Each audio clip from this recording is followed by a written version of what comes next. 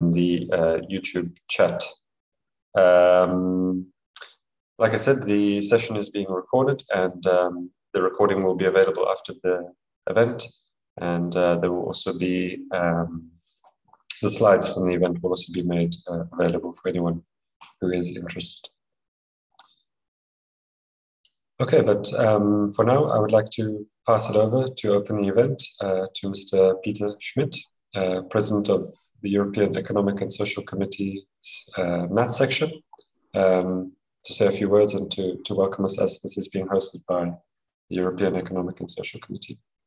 So, Mr. Schmidt, if you'd like to thank you. Thank you very much, Daniel, for the introduction, and thanks giving me the opportunity to welcome you all, ladies and gentlemen, and dear colleagues, for this final event, which is, as you already said, Daniel, organized together with Rubismo and LIVERUR.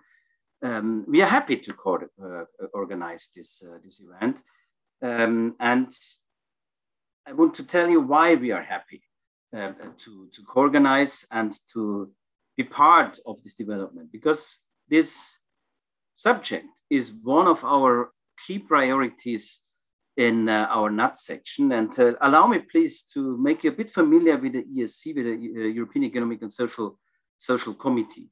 The European Economic and Social Committee is the house of civil society. So we represent a large number of different stakeholders in different areas, whether it comes from the industry or goes into rural areas with farmers organizations and so on. So we are composed in three groups: employers, trade unions, and so-called various interest groups. I myself come from the trade union group, and we have a kind of convening power which says that we are able to organize opinions and make compromises, but meaningful compromises. So that means we come together, we organize these opinions. In this opinion making, we have different opportunities to target issues. In this case, in my section, the NAT section for rural development, for food systems in charge of sustainable development, we launched recently an own initiative opinion following the long years work which we have done over the years on the development of rural areas, and we said we have to organize it a bit more holistically rather than we did before. So that's why we launched this own initiative opinion, and we are quite happy that is so timely and ties in perfectly in that what you have been doing in the last years. I don't want to go into details of this opinion, because my colleague friend Piroska Kálay will have later the floor and explain a bit more on this content. That's why give me the chance to set a couple of things which I think is very, very important to discuss. The first thing is we must discuss a well-being economy for Europe. That means we must have a specific view on the development in remote or in rural areas, and bring this two areas, urban and rural, together, because we think the one can't live without the other area. So that means we must really see that we have equal chances for people living in rural areas, and of course in urban areas. Give you an example. I live in a rural area, and for me it's quite clear. I pay the same taxes, but I have less service in comparison to people living in rural areas. We do not have enough service on public transport, for instance, healthcare service, and all these things. We have to really have a deeper look and see how we can develop that. The future of Europe is decided on the rural areas, and for this, I think it is really timely and worth that we discussed it. I'm happy to open this today's event. Welcome you all again, and I'm really happy and keen to see what is the outcome of today's debate. Thank you very much, and back to you, Daniel. Thank you very much, Mr. Schmidt, for the welcome address, and particularly the last point that you left us with there, saying that the future of Europe will be decided by rural areas. I think that's very important, very poignant, and of course we will try to build on that in the discussions that take place in the next sessions. So now we can move to our introduction from Alexia Ruby from the Director General Agriculture and Rural Development at the European Commission. Just to set the scene maybe a bit for us, and yeah, if I can pass over there, Alexia. Thank you very much, Daniel. I'm trying to share screen, but I'm not allowed now. Just one moment, we can fix that.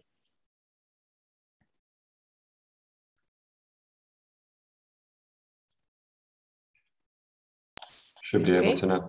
Thank you.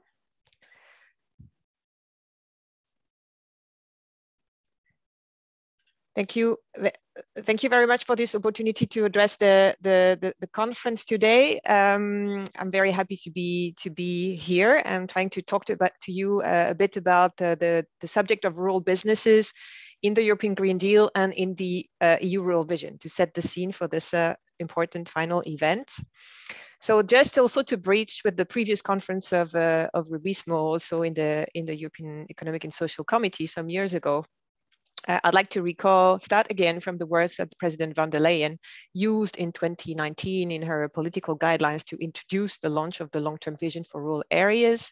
And you can see in the words that she used that for her, rural areas are not only about landscapes and green and recreation, but also very much about the economy. She said our rural areas are the fabric of our society and the heartbeat of our economy. She mentioned landscape, culture and heritage as one of the Europe's most defining and remarkable features, and that they are a core part of our identity and our economic potential. And he also said we would invest in the future of rural areas. So the aim of the long-term vision for rural areas was really to look at the role these areas have to play in the future of Europe, and to discuss it together with rural and urban people, with all the European citizens, and really make rural areas part of this, an integral part of this future. So the very first also priority for the future is the European Green Deal. And this long-term vision for rural areas in the beginning was part of the Green Deal, and then was rather put in the framework of the work on demography and democracy because of the importance of people in it. But he has really feet a bit on both sides. And the European Green Deal is, as you know, Europe's strategy to become climate neutral by 2050. But it's also very much a strategy to transform the economy to make that possible. And it spans across all sectors of European economy. And some of the initiatives that are in there are very important for rural areas, like the farm to fork strategy, for example, the biodiversity strategy, but also energy is very important for rural areas, issues around pollution, climate emissions, but also financing green projects, for example, or ensuring, most of all, a just transition for all, because rural areas are not necessarily in the same position to embark into these transitions than urban areas. They have other opportunities, but also other challenges. So it's good that we have this as a context to look a bit at rural businesses. So how did we develop the long-term vision for rural areas? There were 3 streams of work. A very important one was the public consultation. There had to be a vision that came from the people and not only from Brussels. We've made a lot of analysis, and you can see in the documents some specific chapters on economic development, bioeconomy, innovation, and also climate, environment, and ecosystem services. And there was also a foresight dimension, as this is a long-term vision by 2040. And we have developed a number of scenarios, considering also as a dimension of these scenarios, various roles for rural economies. The result has been published at the end of June this year, and includes really a series of documents, a communication from the Commission, a staff working document, which is quite long with all this analysis I mentioned, what the policies are doing also for rural areas and this foresight element. There's also a synopsis report of the public consultation and a fact sheet to bring it into 2 pages if for people to have a really quick glance. So you can find all these documents with the link that is below here. And I'm just going to go over some elements that are more interesting for today. So what did we see in that analysis in these chapters I mentioned as main challenges for rural businesses? Access to labor is certainly a very important one. We have, on average, older population in rural areas, so less working age. There's a selective out-migration of women and young people, and more difficulties for them to find employment as well. There's still a lower GDP per capita, although the situation is improving a bit. And access to services, infrastructures, enabling conditions for innovation, education, all of these are weaker in rural areas, which is a problem for businesses as well.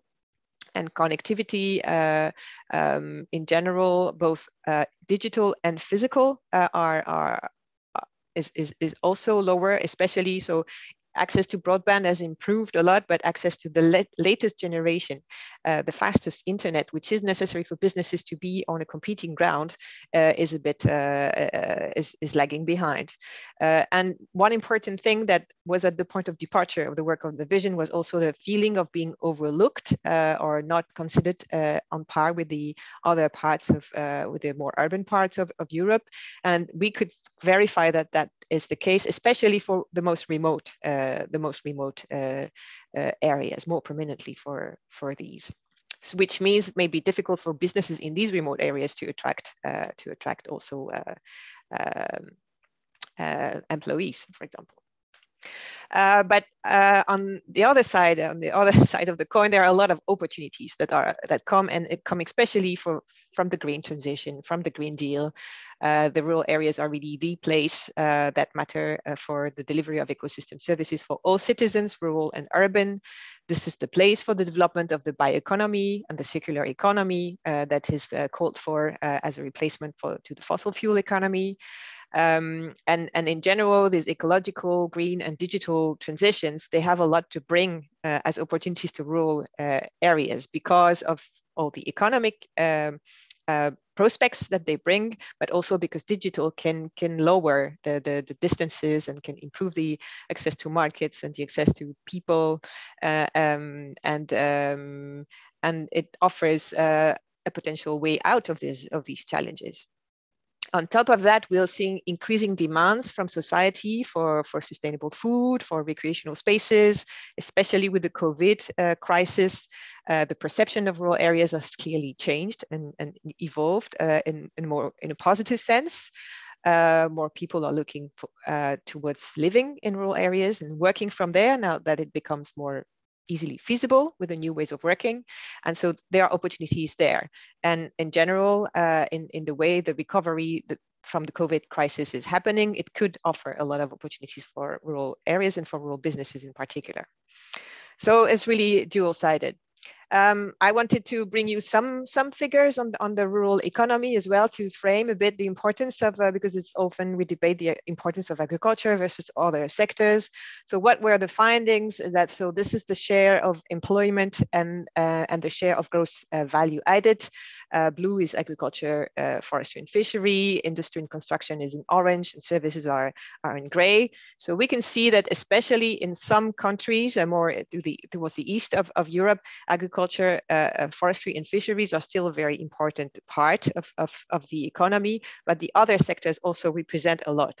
And it's good to have this in mind. And of course, the primary sector is the backbone of all of a lot of the other sectors, but the economy is clearly more diverse than this, and still diversifying. So on the right hand side there, we look at the evolution between 2000 and 2018 of both employment and growth value added. And we can see there that services in particular and industry in some countries is more where the evolution is taking place. And so we have to take that into account when we look at rural businesses. We asked during the public consultation, we asked people what are the components that the EU long-term strategy for rural areas and action plan should have to improve the situation of rural areas. And job creation, innovation, and entrepreneurship clearly came as the very first response. I mean, 3/4 of respondents said that's important. And then it was completed by a lot of other things. Position 2 and 3 are infrastructure and connectivity, as I said, but also if you look, the 4th response is achieving climate, energy, and biodiversity targets. So people clearly understand this as a key component of a vision and a strategy for the future of rural areas. And here you see the link with the Green Deal as well. And came as well things like improving links between urban and rural areas, strengthening local rural productive networks, more coordination, networking of actions, so cooperation, improving accessibility to quality housing as well. No businesses if people cannot live where they work. So this is really interesting to see a bit how the number of responses that these different components got. The green economy, if you link this to, is what comes out most prominently. I extracted also some quotes from the Rural Voices. So that was an initiative done by the European Network for Rural Development of collecting stakeholder views through workshops they were invited to organize themselves through a stakeholder kit. And just extracting some ideas that came from these Rural Voices. People saw really an interest in improving, for example, the market recognition of the value of products and the regional identity of goods and services, especially those bio-based. They saw scope to improve access to new markets through digital technologies. They saw potential in regional community energy systems. In new models to support entrepreneurship and innovation. So things like incubators, hubs, networks came a lot. We need to connect. There are less people and less businesses in rural areas, so we need to connect them to one another and to networks also cooperate to actors outside to improve their access to knowledge, innovation, services, markets. They talked also about the emergence and reinvigoration of both traditional and new sectors. And maybe a lot of the innovation potential is in the connection between the two. And also in general, there were lots of comments on supporting commercial and social entrepreneurs. So both commercial and social, again, and nurturing new ways of working, which can offer potential for rural areas. A few words on Foresight.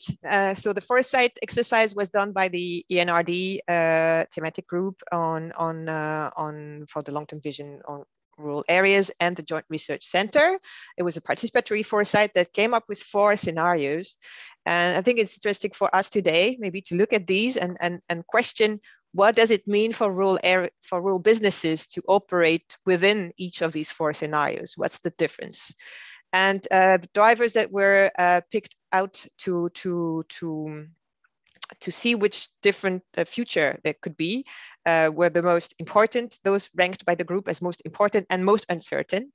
And these were rural demography, will areas expand or shrink in terms of population, and the quality of multi-level governance, whether it's fragmented, so different departments and levels of governance do not speak to one another, or it's networked, they work together. This led to these 4 scenarios that you can see: urbanities, rural renewal, rural connection, and rural spatialization that are a bit different. I cannot enter into details today, but I warmly encourage you to read the report. And just a little highlight on the rural businesses dimension. So under urbanities, where a lot of people move to rural areas, but there's no real governance arrangement that allows this to be properly coordinated. There are very diverse opportunities for entrepreneurs and SMEs of all kinds, but not really coordinated. Under the rural renewal scenario, there are also very diverse opportunities, but with a clear focus on circular, local, and short supply chains. Under the rural connection scenarios, where you have good network multi-level governance, but shrinking rural areas, there rural people who stay in rural areas are more organized as hubs, and agriculture is important as part of a circular economy, which is very well managed. And in the quadrant on the bottom left, rural spatialization, there is really a scenario with a more urban-centric perspective, where the rural areas are here to supply the urban areas with goods and services. And there, the economy is really highly specialized and consolidated as a large-scale bioeconomy. So you can see a bit the different things that this can mean for rural businesses. So what does the vision look like? So we came up with a vision that really brings, we know rural areas are very diverse, and that's the same for rural businesses, but there's a lot of common ground. That's what emerged from all this work that I've just described. And so we came up with a vision that highlights the wish for rural areas by 2040 to be stronger, connected, resilient, and prosperous. These are the 4 big areas of work. Stronger means empowered communities, improved access to services, and empowerment to innovate as well, so social innovation. Connected is about both digital and physical connectivity, so improving also transport and mobility, and that could mean logistics also for rural areas and rural businesses. Resilient is about both environmental and social resilience, so climate change, environment, but also around the capacity of communities to face social shocks, and there are gender aspects in there. And prosperous, finally, which is very important also for today, which is about the diversification of economic activities and sustainable food production. This vision is also structured into shared goals by 2040. Sorry.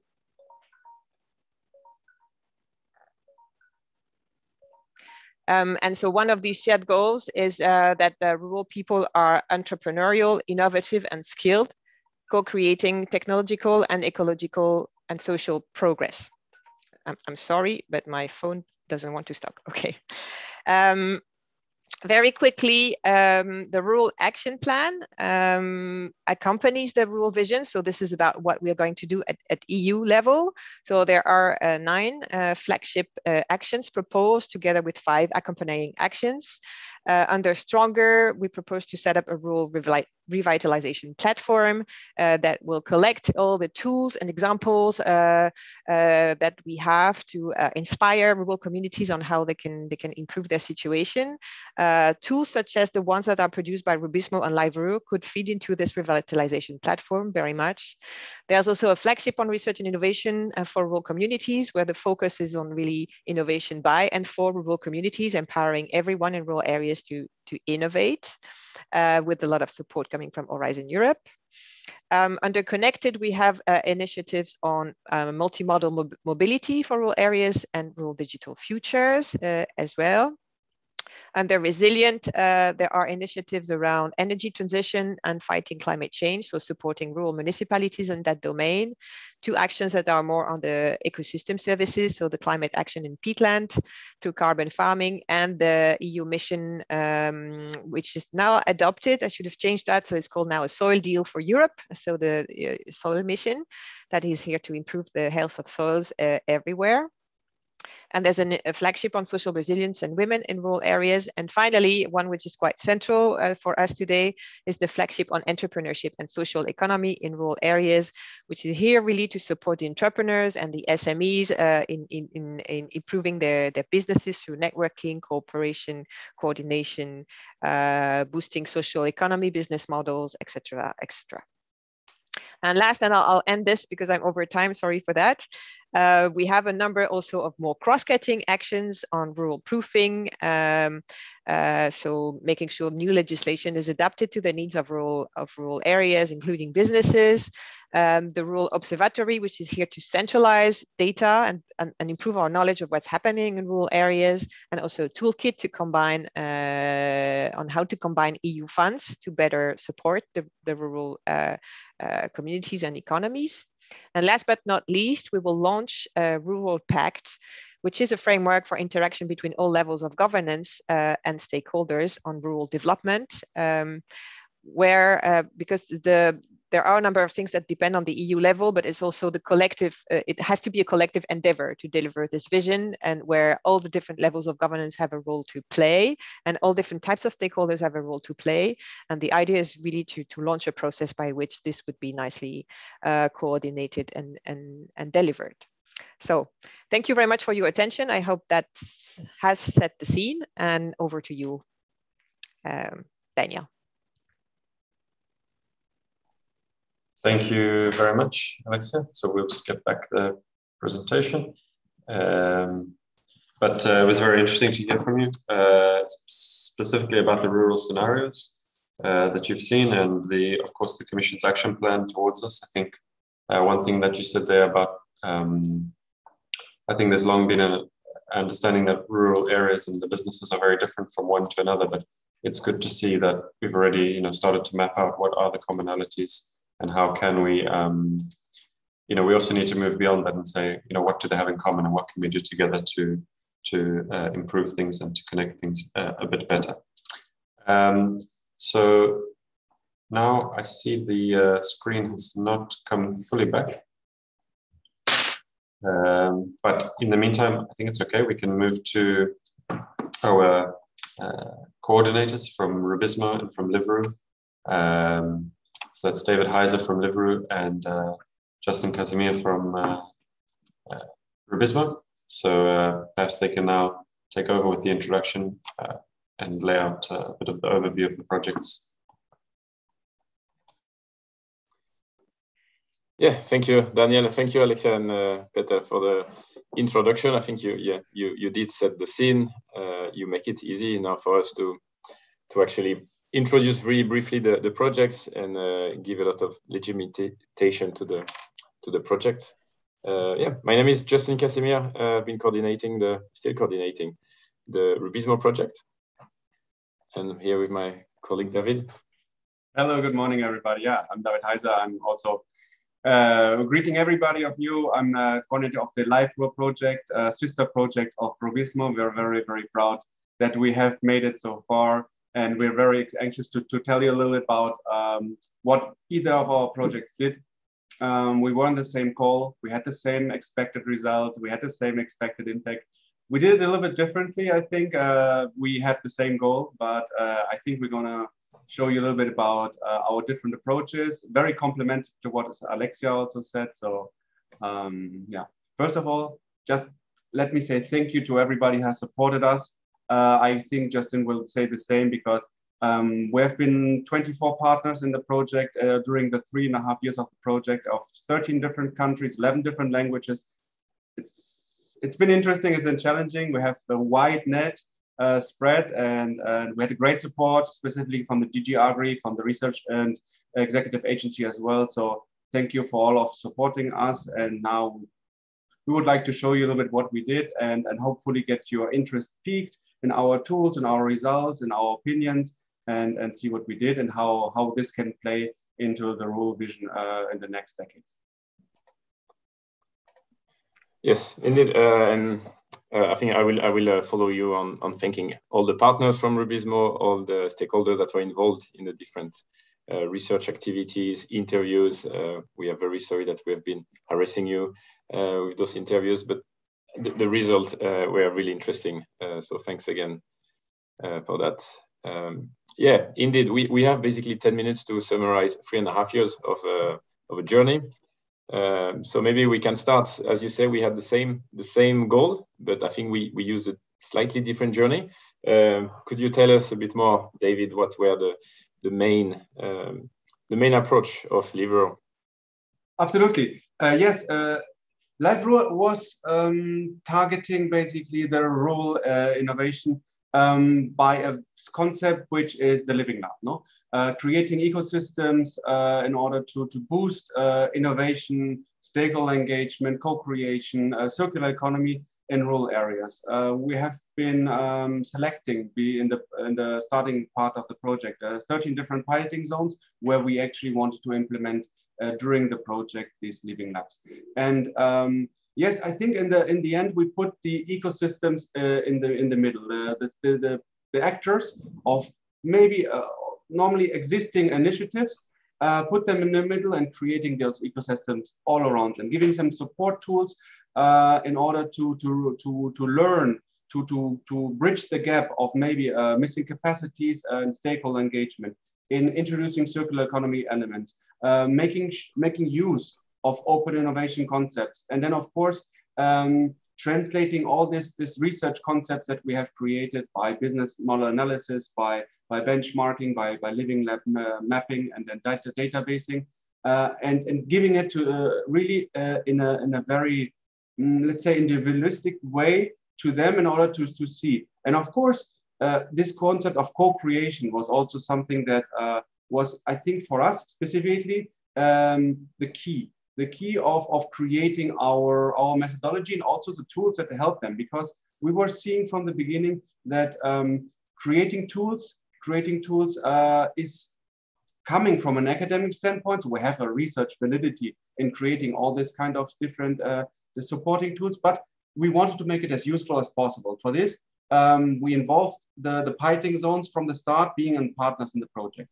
The workshops that we did on the ground, all of the results, the methodology as well as the results were co-created. And I think that helped us in the end to filter out what was really necessary and what really helpful for the stakeholders in the ecosystem to make it grow. I think you in Rubismo, you took a little bit different approach. You were looking at existing business models and try to basically learn from the best practices, right? Yes, exactly. And I think the European Commission have used this not reinventing the wheel. And this is what we have done at Rubismo, trying to not reinvent the wheel. Because there are all these very successful rural businesses and very diverse type of businesses. So we wanted to get inspiration and learn from them. So we've been screening them, trying to analyze their business models and trying to extract what are the key ingredients to make this great recipe and building a successful business. So basically the backbone of Rubismo, and I think LIVERUR had a very similar one, is that entrepreneurship is one engine for rural development. So we have been trying to focus on this, but I mean, with entrepreneurship, of course, we have entrepreneurs that needs all the skills and knowledge needed to develop.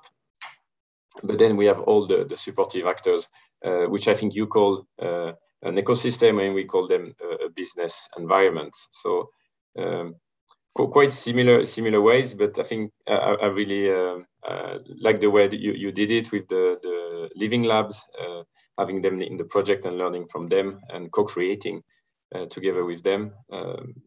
So I think we have similar approach, slightly different, but maybe let's go to the main result as well of the project, because that's also what's interesting and what was expected from the call as well.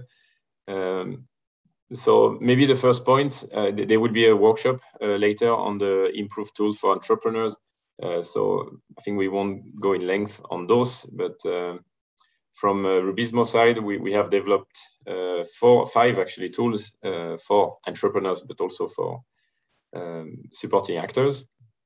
I think it's right, similar exactly. for you. We have a great session later on then to go in detail and make a little bit of a showcasing, because we know today is all about getting people interested in what we do. Of course, we will not have the time to really make you a whole walkthrough and a whole functionality of this, but we want to get you interested. We want to see you, want to show you actually what are the real benefits and uses of each of the tools and for whom are they designed. Because I think also something we have done a little bit different in the both projects. We have thought maybe about a little bit different end users, a little bit different stakeholders who are maybe interested in using tools, which is great, because in the end, this is very complementary. We will go later in the session with this. We have, I know that Rubismo has worked a lot on the business analysis tool, a networking tool, an e-lab learning platform, which is amazing, because we know that a lot of people are looking into getting new ideas, new capacity in order to use ICT infrastructure, specifically post-pandemic. LIVERUR has done this by creating a specialized, individualized business model for rural areas based on our research and benchmarking procedures, as well as a platform which integrates also all these supporting tools, giving them a lot of help in order to help themselves. Because we know that what we have done is not reinventing the wheel. Justin said that's very well, because what we have done is we have seen a great initiative We have seen a great effort done already in rural areas. And what we want to do is we want to help them to help themselves, to see what is possible, what are alternatives. And for this, we're really looking forward to what Alexia said for the flagship projects, because that's something that we have reached a milestone. We don't have reached any end, but we are working on it to give more and more support. Regarding the knowledge that basically got derived from the project, what were the main knowledge output from your project? Yeah, just as well as you have, we have done a ground basis analysis of business model, existing business models. For us, it was a starting point to obviously map out our 13 piloting areas all across Europe. We had one from Turkey, one from Tunisia, so very diverse. And what we wanted to have with this basically a ground floor of what exists already. And then base our model, our RAIN business model, how we call it, the Circular Rural Living Lab model, based on what existing and what works and what is required already from the thing. So we used as a starting point to really know what are the zones about, what are the regions about, in order then to go ahead and create specialized models and give them really the overview of where their business could go if they choose to. So you also did this. I know that because you have the virtual library, which is a great inspirational tool for people to compare, to see, and then to get the inspiration for change, right? Yeah, I think this is one of the main output. But in terms of knowledge, I think that the whole consortium learned a lot on business models and the diversity of businesses as well in rural area. This concept of business environment and the supporting actors, I think, and the role they play in the success of businesses, it's also been very successful in the project. Maybe also looking at the role of clusters and networks, how they support this business environment and how they are the engine of driving the process. So they have a very important role in rural development. As we have seen. And then we derived a couple of quite few policy recommendations that will be available in the different deliverable. And as you said, this e-learning platform, which is a great platform for capacity building for rural areas. And then I think finally, I guess it's the same for you, the network that from the consortium we build, but also with the other project, with the other stakeholder we interacted with. I think this is also one of the main output of our project. I think let's move on to the. Yeah, we have to move. Very, very difficult briefly about the long-term impact of our project. Yeah, right. Yeah, it's true. The impacts. I mean, we have this issues of the. I mean, this was directly from the call. This was the expectation that the European Commission put in our project. For this, they invested in our projects to see how we can tackle it and how we can support them in the new initiatives. And of course, the diversification is what you said. We had a lot of knowledge created by doing the business model analysis in Europe. We have done this with more than 250 rural businesses. We have created those research concepts, those benchmark things, and we have clustered them. And then, of course, learned also from successful businesses. And then we have broken it down from 250, we went to 30 to create this kind of models of businesses existing in rural areas, and then created our basic research concept of the RAIN model, the research model that we created for the zones. So this is something in order to help them for the diversification. And of course, this goes directly into the resilience that goes this, because creating ecosystems which inherently, I mean, Living Lab is a great concept, but Living Lab is not a solution for everything.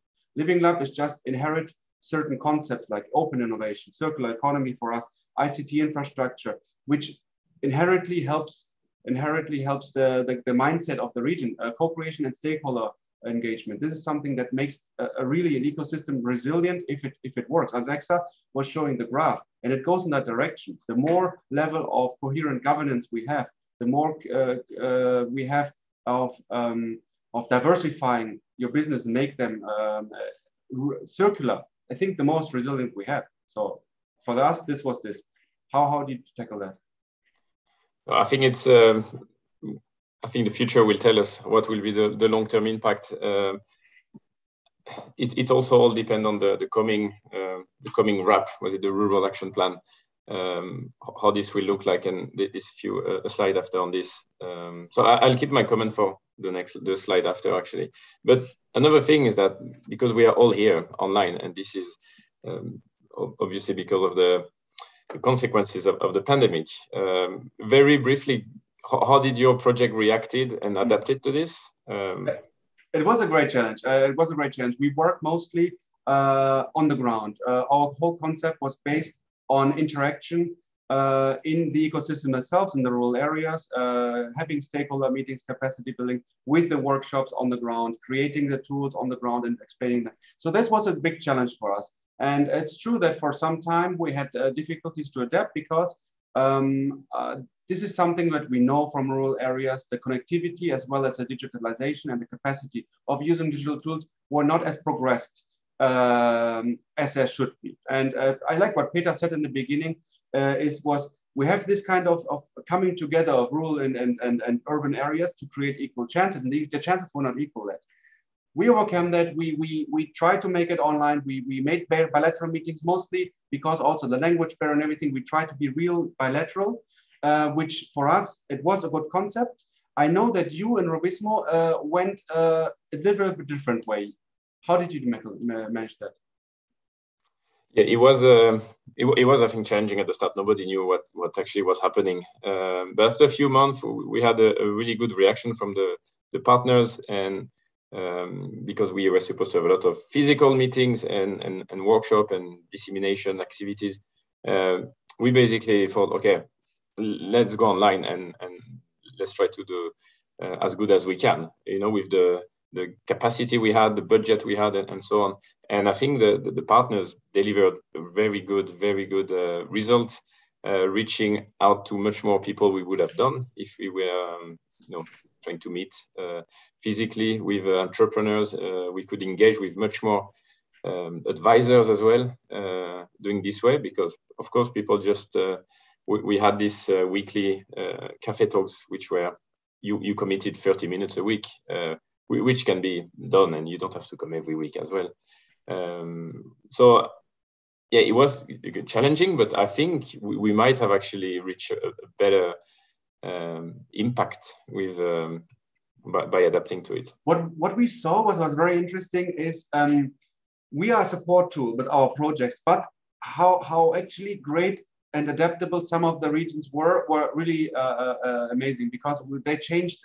We had agritourism businesses who changed to virtual wine tasting to adapt their business already within, because we know that all of our partners are looking already for solutions. We are one of the solutions, which is great, but we are not the only ones, and we can see the inertia, the energy of challenging all the things that exist. And I think this is something that already motivated us to push forward and forward and forward. And we're really, really happy to have them on board and to showcase their results. I think it's right. I mean, the creativity comes under stress, and people had to react, and it was very inspiring to see how businesses reacted as well, really well. So I think maybe to link with a bit the policy work, and then we will also have the policy panel discussion. Alexia mentioned the Rural Action Plan, and we see a couple of flagships that are really relevant for these two projects. The first one being the Rural Revitalization Platform, because not only our two projects, other projects, we all develop tools, and we feel that basically when they come at the end of the project, that's when they are the most mature and they have the most impact. But then the project ends, and there's not really any workshop that take care of those tools. So they're just being left alone to rust, basically. So will be very interesting to see how this flagship will be implemented in the future, and have quite big hopes on this. Then there's obviously the flagship on entrepreneurship and social economy in rural areas. From Rubizmo, we see that the need to increase the capacity building activities in rural areas concerning entrepreneurship.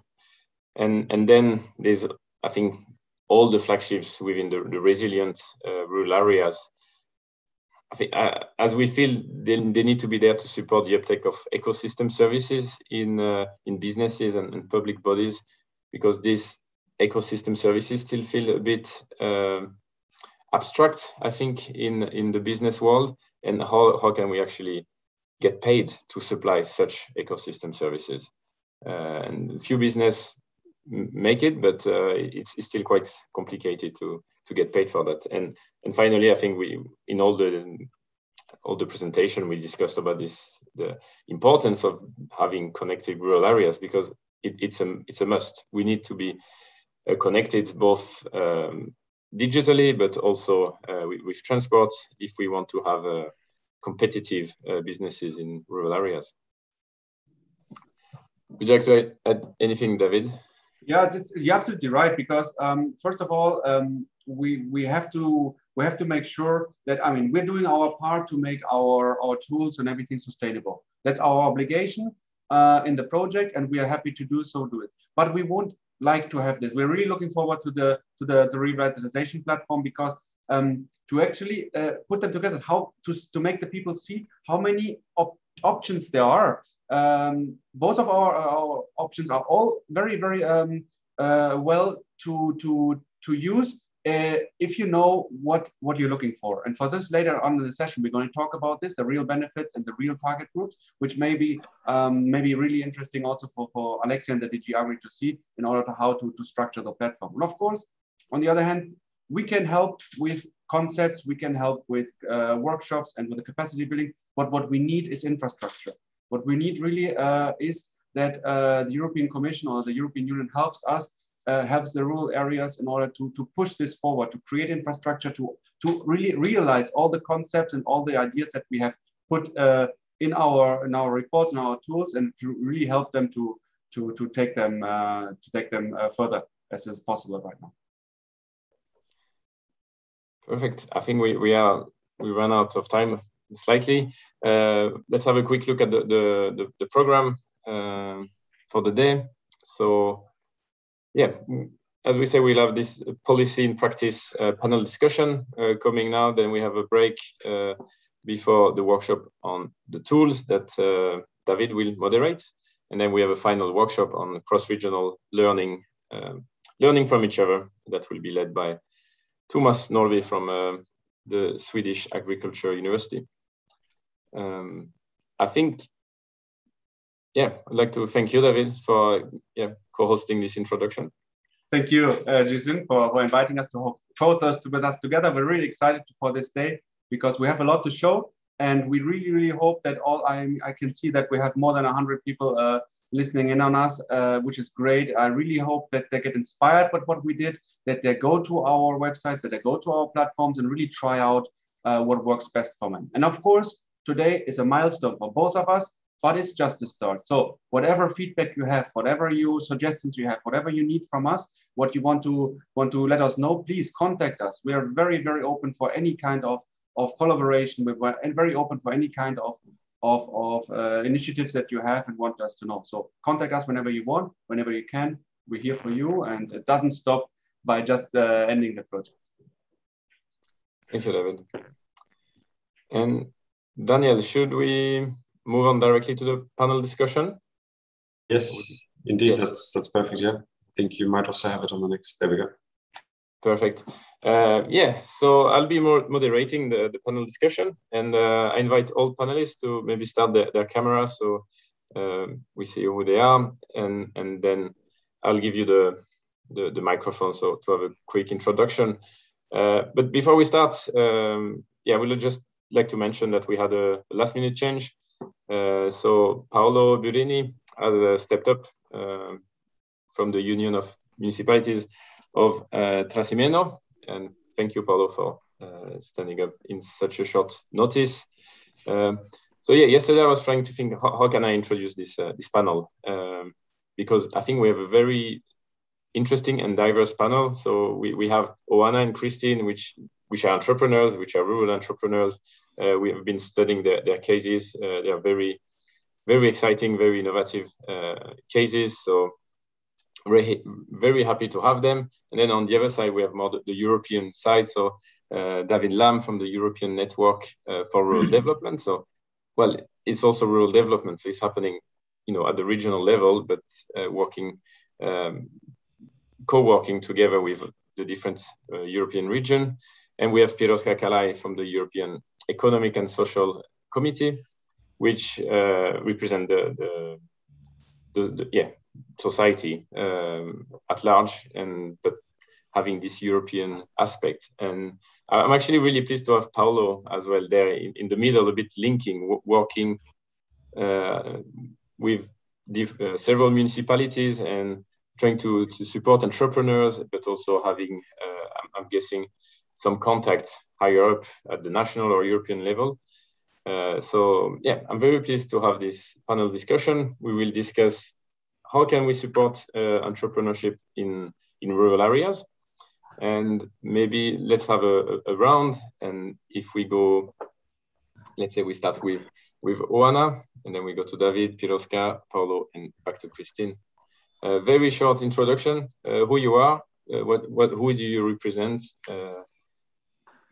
That would be perfect. Oana. Okay.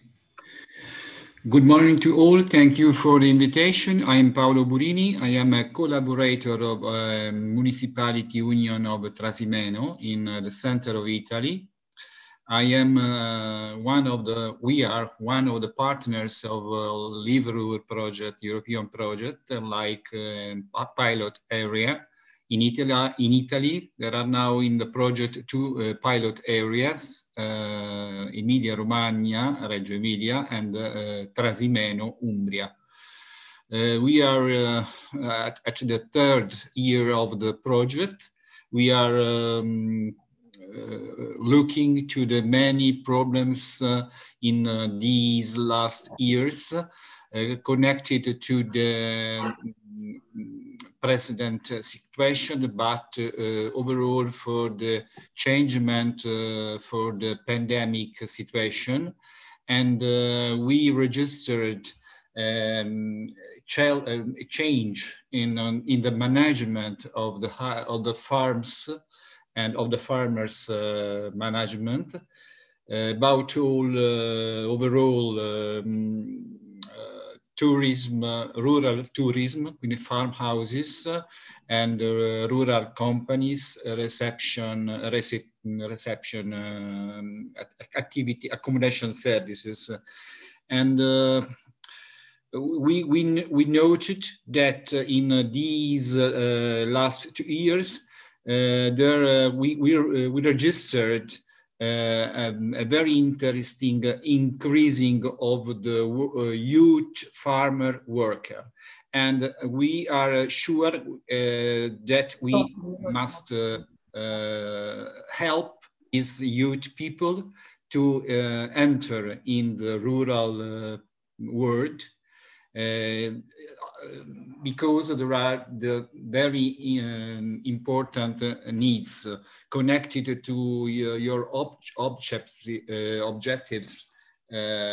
you show before about social inclusion, co-creation, open innovation, and we try to give to the entrepreneurs a model of little organization of rural markets connected to other activities. I think, Paulo, I have to stop you here because it feels like you already answered my questions that I will ask soon. So I'll ask the other panelists to keep the introduction briefly. This is just to set who is who. But thank you so much, Paulo, for the introduction. I don't know if you could start your camera. That would be also good to see you. Should we move back to you, Oana? Hello. Hello. Hello, everyone. I'm Oana Iliescu. We are from Romania, Northeast region, and we are representing Taina Vie, we have a beekeeping activity started from 2010. And also we diversified our activity with European projects, starting a new business in touristic guided tours with electric bikes, Cube. And also we have rural agricultural tourism activity with glamping, camping, and a cafe established here in Romania.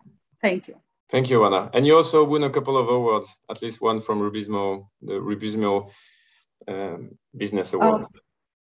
Thank you very much for giving us this opportunity. We are in 2019. We won this project from Rubismo with a presentation movie about our activity. So it was a very nice movie about our innovative project, diversifying our activity from beekeeping to touristic activities. Thank you. Thank you. Thank you, Oana. We didn't give you anything. You deserved it. I think that's all. Should we move to you, Christine, and Blue Lobster? Yeah, sure. Yeah, I'm one of the co-founders of Blue Lobster, and basically we're creating a platform for sustainable fishermen to be able to sell on to their customers. And yeah, basically cutting out this long chain of middlemen that's in the supply chain, giving the autonomy back to the fishermen to be able to make their own sales. And yeah, basically just making this connection. And obviously, we're also trying to figure out what we can do for the rural fishermen. And I think they're the ones that need us the most, and they need this tool the most. And it's definitely been a big part of our mission to create the connection, facilitate the logistics, and also enable the entrepreneurial fishermen to be able to do their own sales, but also their own logistics. And we've seen quite a few of the fishermen in areas that aren't so well connected popping up. And yeah, that's part of it. But basically our vision is to empower fishermen anywhere to be able to sell their fish without being basically ostracized by the current system. Yeah, it is a very elegant solution you offer, I think. And you also had some kind of award or nomination to Best Entrepreneur, Young Entrepreneur, something like this. Could you tell us a bit more about this? I guess, yeah, no, that was also a great opportunity. And no, we really appreciate getting highlighted, also just getting on the radar. So that people know about the issue, they know how to ask their they know how to ask the right questions about the fish. And yes. Good to have you here, Christine. Thank you. Thank you. Then let's go to you, Piroska Kálay. Can you tell us a bit more? Thank you. Good morning, all. First of all, let me congratulate you for this magnificent project, what you are doing, what you have achieved. I think all contribute to make rural areas flourish. I'm pleased to be invited representing the European Economic and Social Committee today and be a part of such an important event. Thank you very much for that. Amongst others, I'm a jurist representing trade unions dealing with labor law, specifically with the rights of agricultural workers. In the EESC, amongst others, I'm a member of the NAT, so Agriculture, Rural Development and Environmental Section.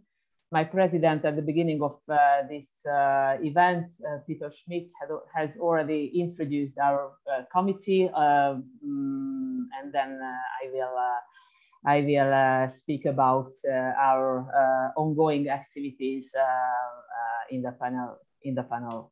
Thank you very much. Thank you, Piroska. Thank you. And let's finish with David.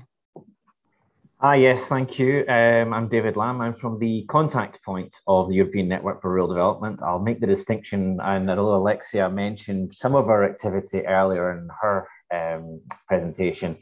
But yes, we bring together the national rural networks from across the EU, all 27 member states. And we also try to bring together European level stakeholders representing agriculture and environment, obviously rural development as well, to improve the quality of the delivery of rural development stakeholders, which all sounds very grand, but in tangible terms, that means we work on a number of initiatives.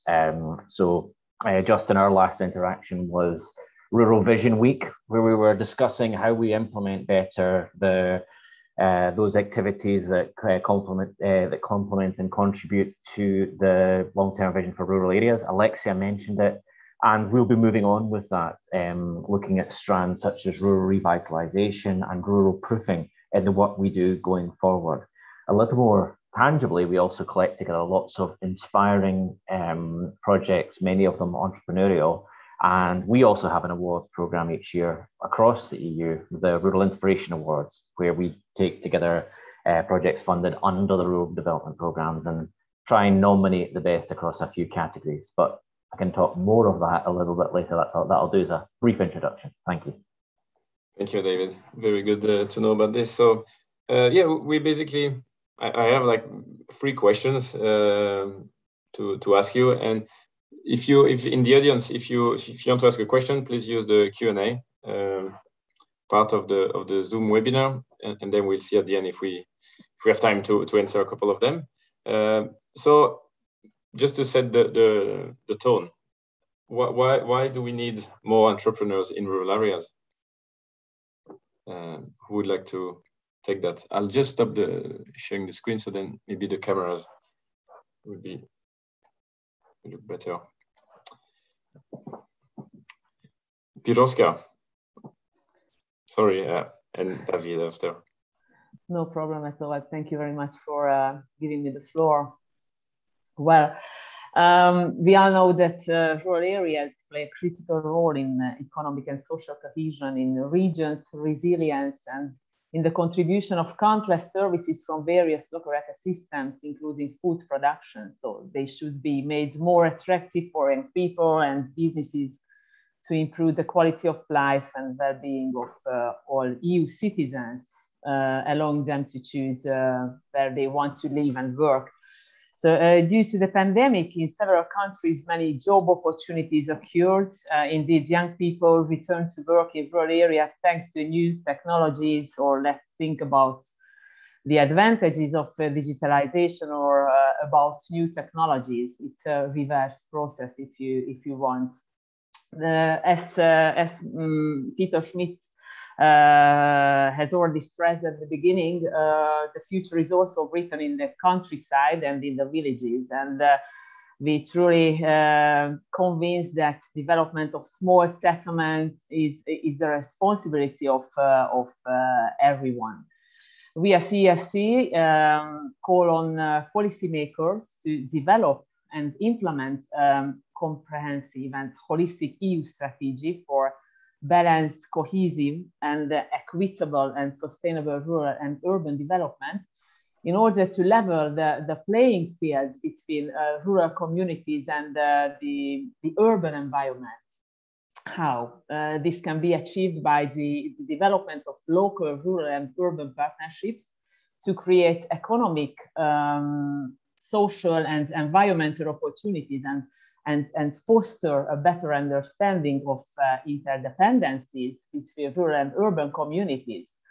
Well, such partnerships should establish a structural and vital link between rural and urban areas. We are also very concerned about rural development, and we are convinced, as Peter Schmidt said in his opening speech, that the future of Europe will depend on how we deal with rural areas.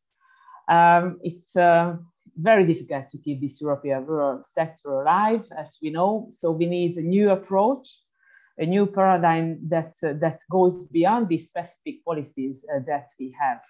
We have seen so far that the CAP is not enough to face all these problems. So we need new structural and regional policies, and as well based on the already well-functioning systems. So we want to emphasize a different scenario, a different opening to the rural area, and a different relationship between them. So we recognize as well how the pandemic has accelerated different activities related to the employment, new jobs with remote working, new forms of working. So we need a new approach to have an improved quality of life in rural areas.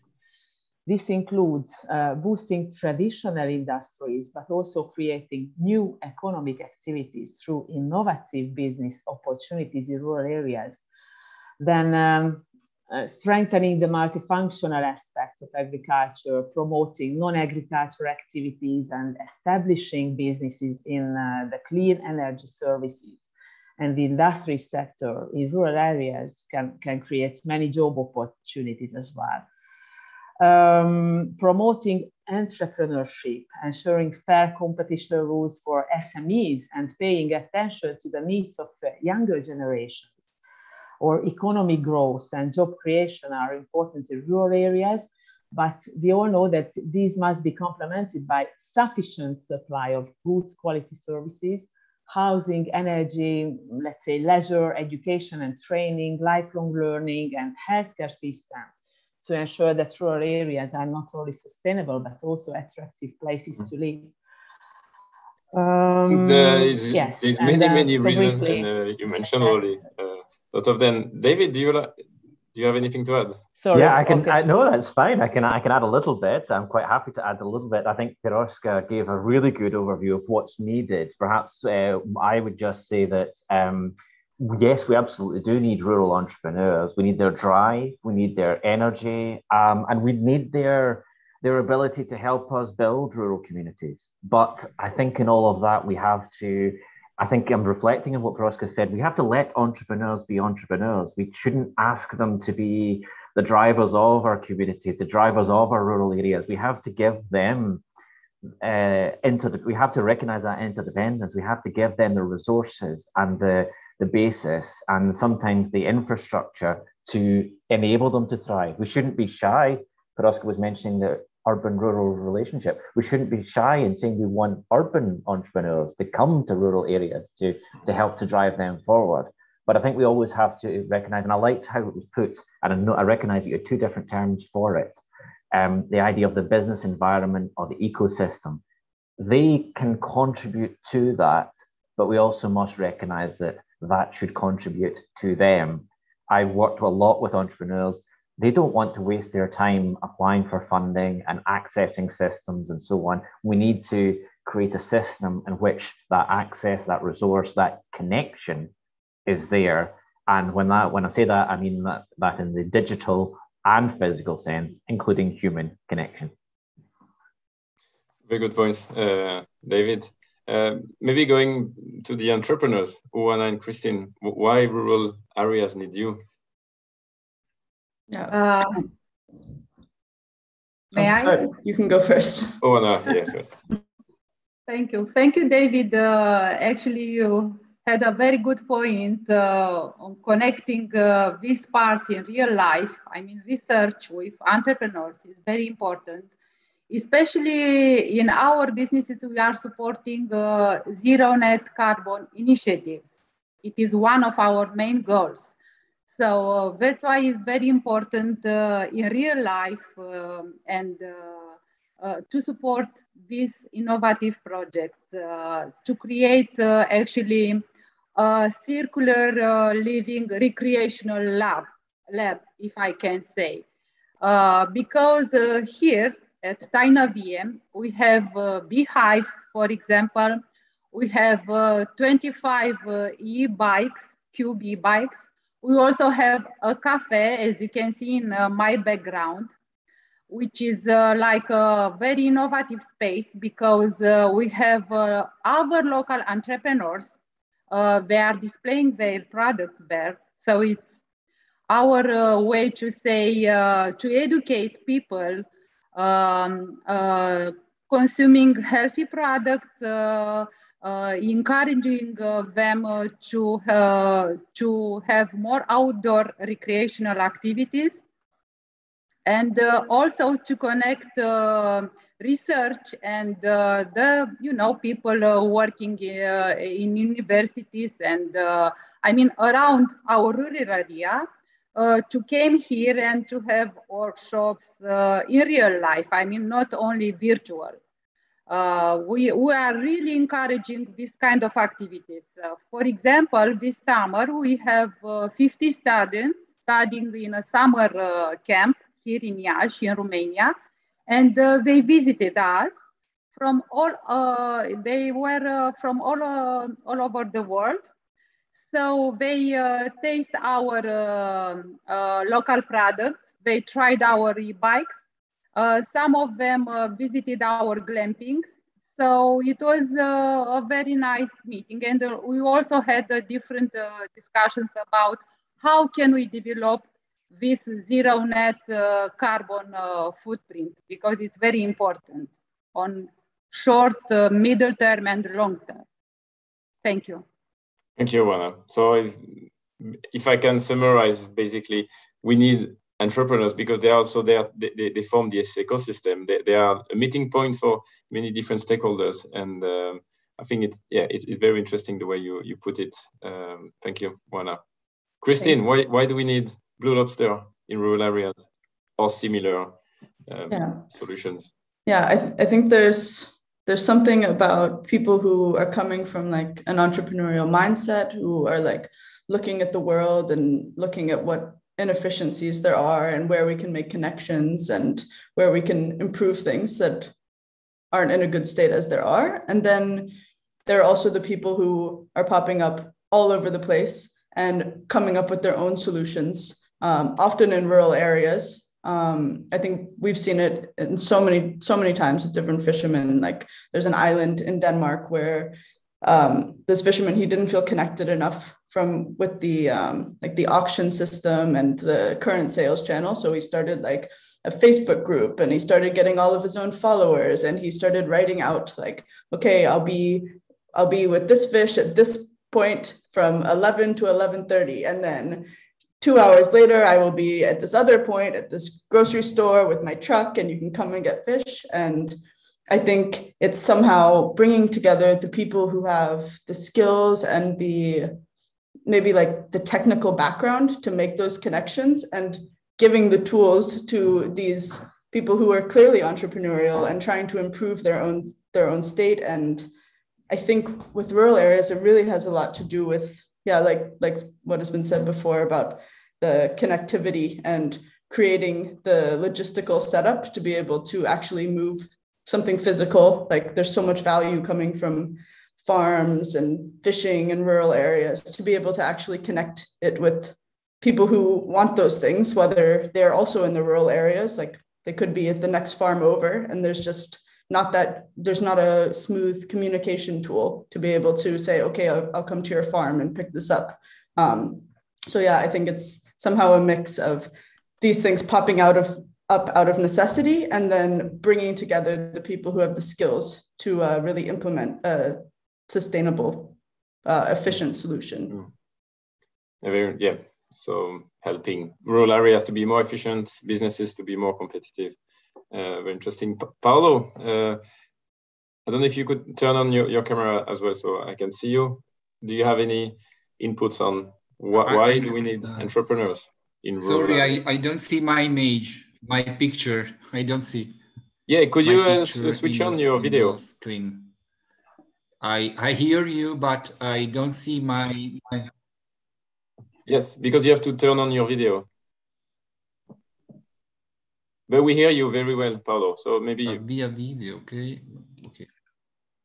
Maybe someone from the technical can help you as well. May I speak about please, Paolo. my entrepreneurs' needs?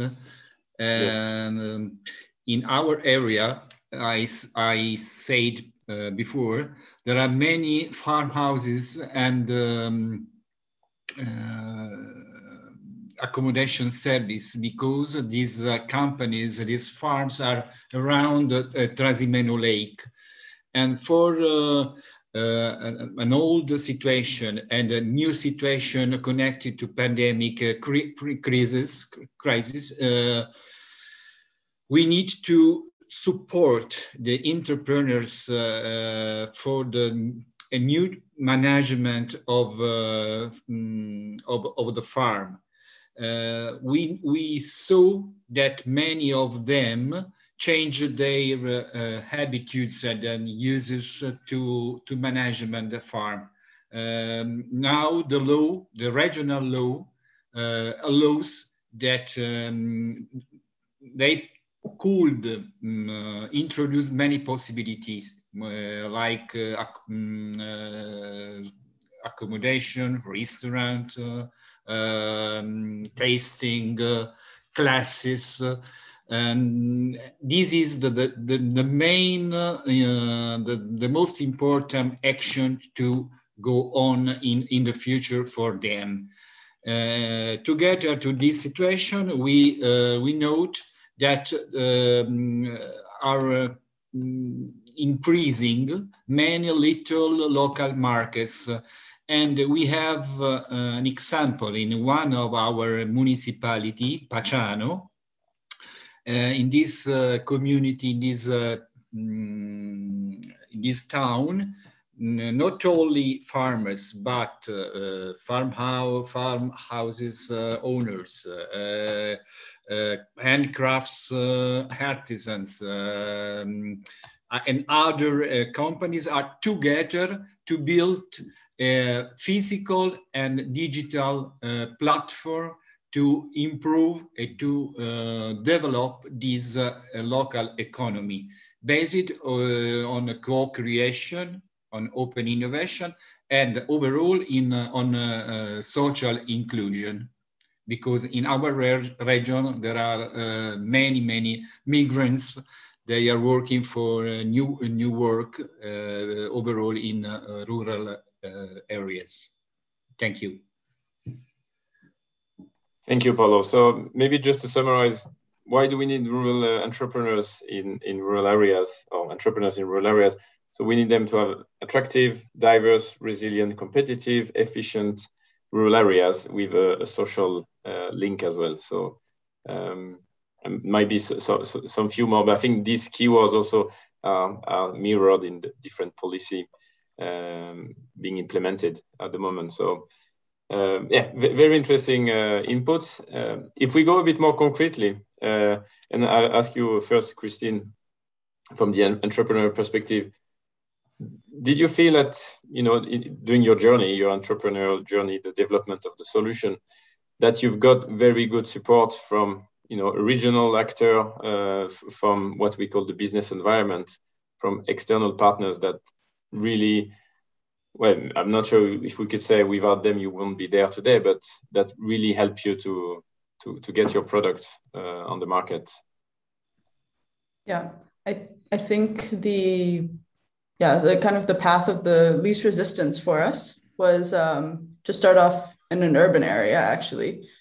So yeah, we started off working just out of Copenhagen and with the harbors within a 40-minute driving radius of here.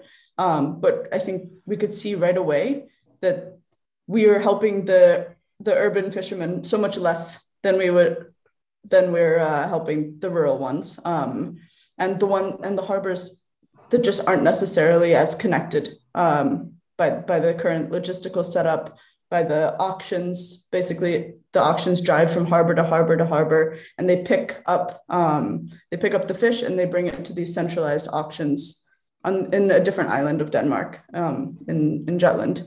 And we could see that the fishermen that were closer to the cities were definitely getting paid more, but the fish was also getting picked up way more frequently. So by the time it hit the auction, they were getting paid much better because it was just a fresher fish. And the more disconnected harbors, the auctions were coming once a week, sometimes every other week. And then the fish just degrades. And those fishermen were actually having to pay the auction to come and pick up their fish. So they were sometimes losing money. So they would go out and they would end up losing money. So we definitely saw that there was the most room to help those fishermen. And in terms of people helping us, I think we started to collaborate with some local municipalities who had a vested interest in basically boosting the economy of their region. And I think that this is probably where we saw, or where we see the biggest potential, is where the local government sees the potential of bringing someone in like us, and then we start to work together and come up with solutions and figure out like what can the logistics look like, how can we create like a bigger sales channel where we can actually start to improve the livelihoods of these more disconnected communities of fishermen. So I don't know if that's such a direct help. I think it wasn't so much about money, it was more about getting the interest of the political parties aligned with what we were doing and kind of working together. And that's been the best avenue for us. I think that's a very good point, that we often mistake support with money. It's not only about money. It's, I think just there, the networking, getting access to the right people is definitely some support. Oana, what about Taina Vie? For Taina Vie and Joyrides, yes, we are trying to create here a very strong community with our local partners. And like we said in the presentation movie about Joyrides and Taina Vie, a good neighborhood is strategic, is vital. And when I'm saying neighborhood, I'm saying locals, people,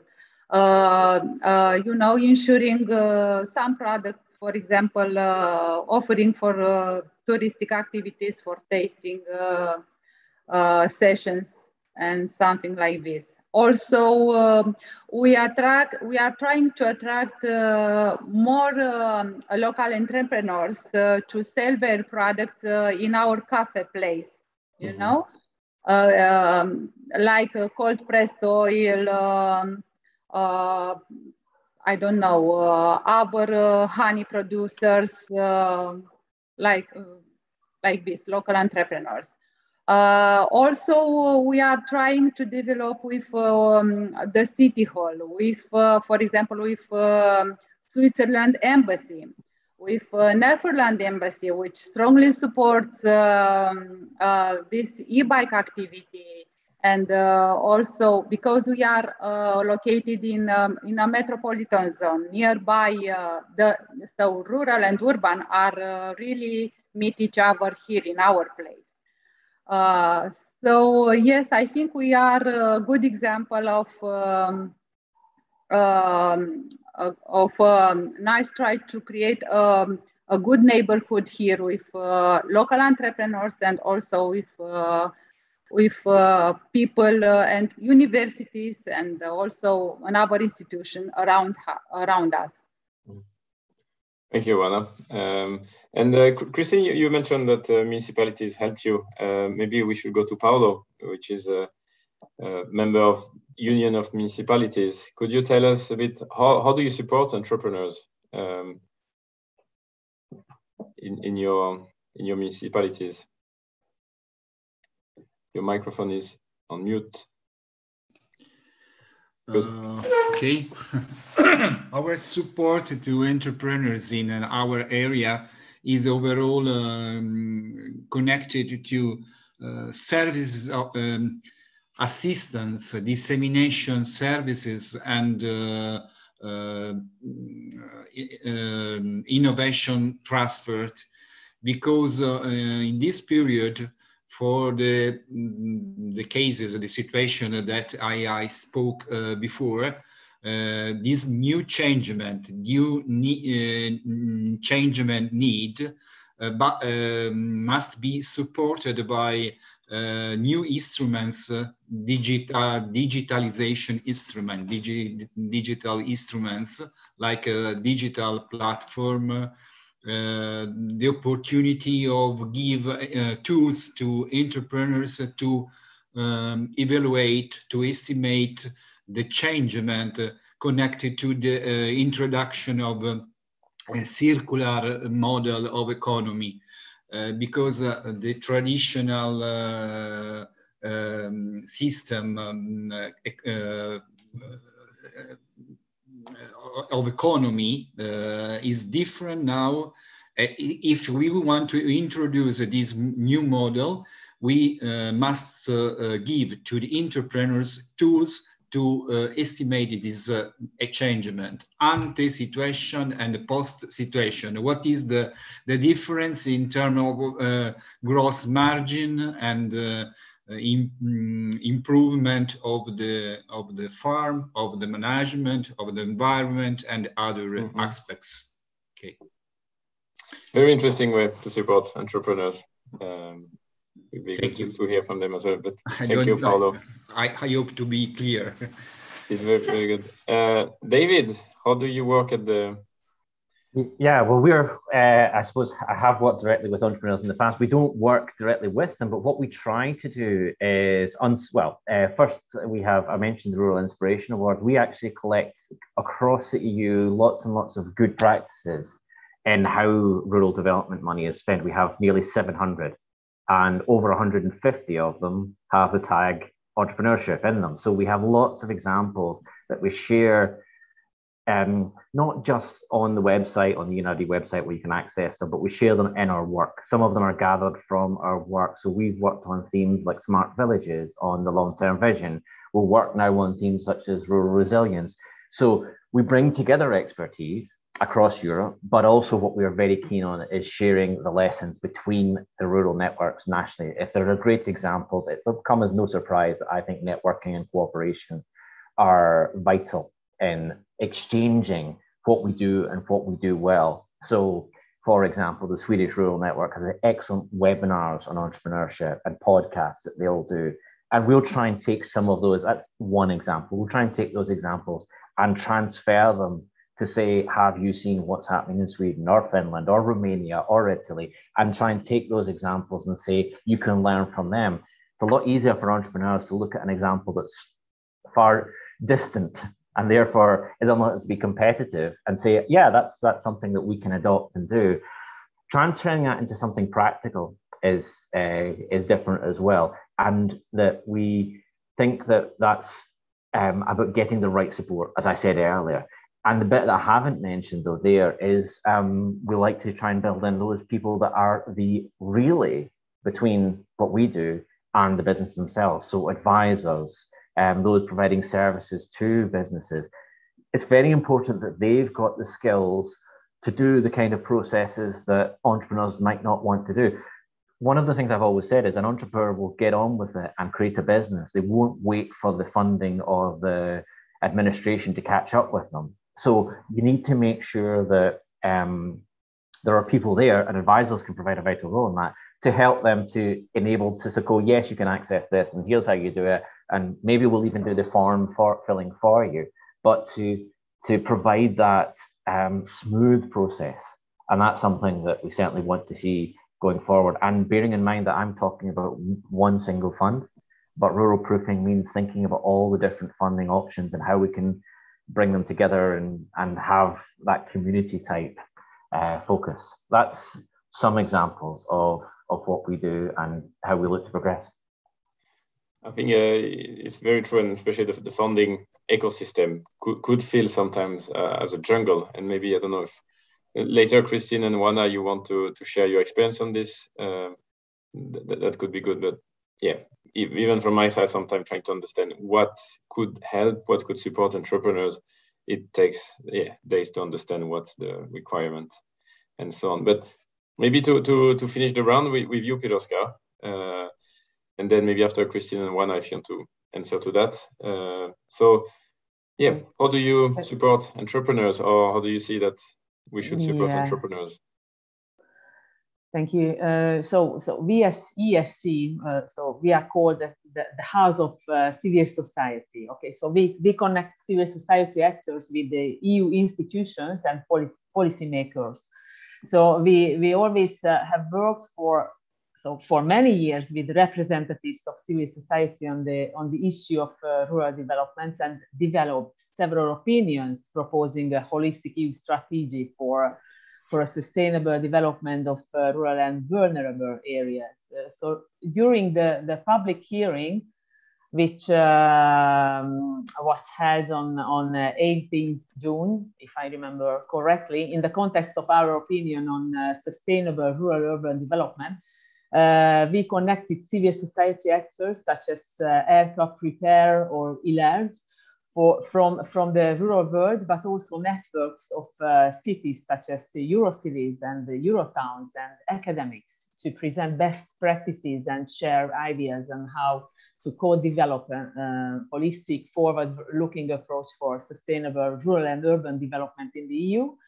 And we also worked very closely with the European Commission, both DG Agri and the DG Regio, on our opinion, in which we stressed the need to promote entrepreneurship and to ensure fair competition rules for SMEs, while paying attention to the needs of younger generation as well. So we just try to involve as much as we can, so civil society in our work, with consultations, with discussions, with a lot of platforms and forums to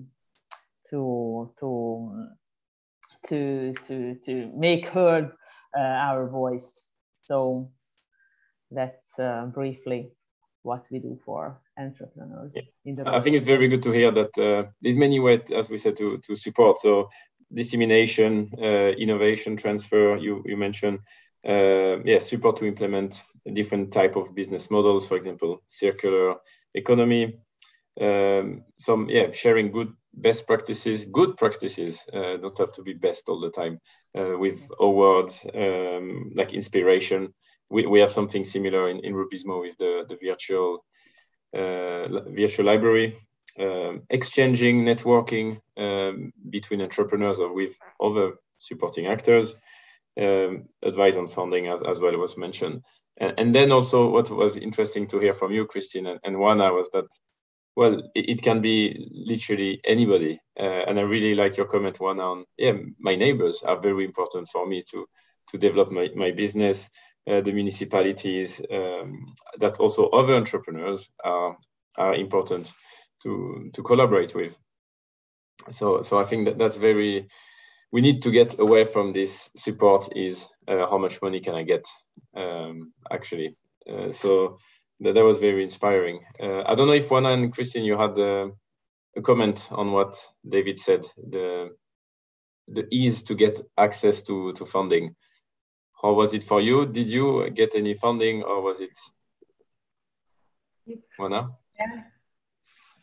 Yeah. We get good funding from European Union because we had this beekeeping activity. So it was an agricultural activity. So we earned a lot of points when we applied on European projects, because it was a diversification from agricultural activity to non-agricultural activity.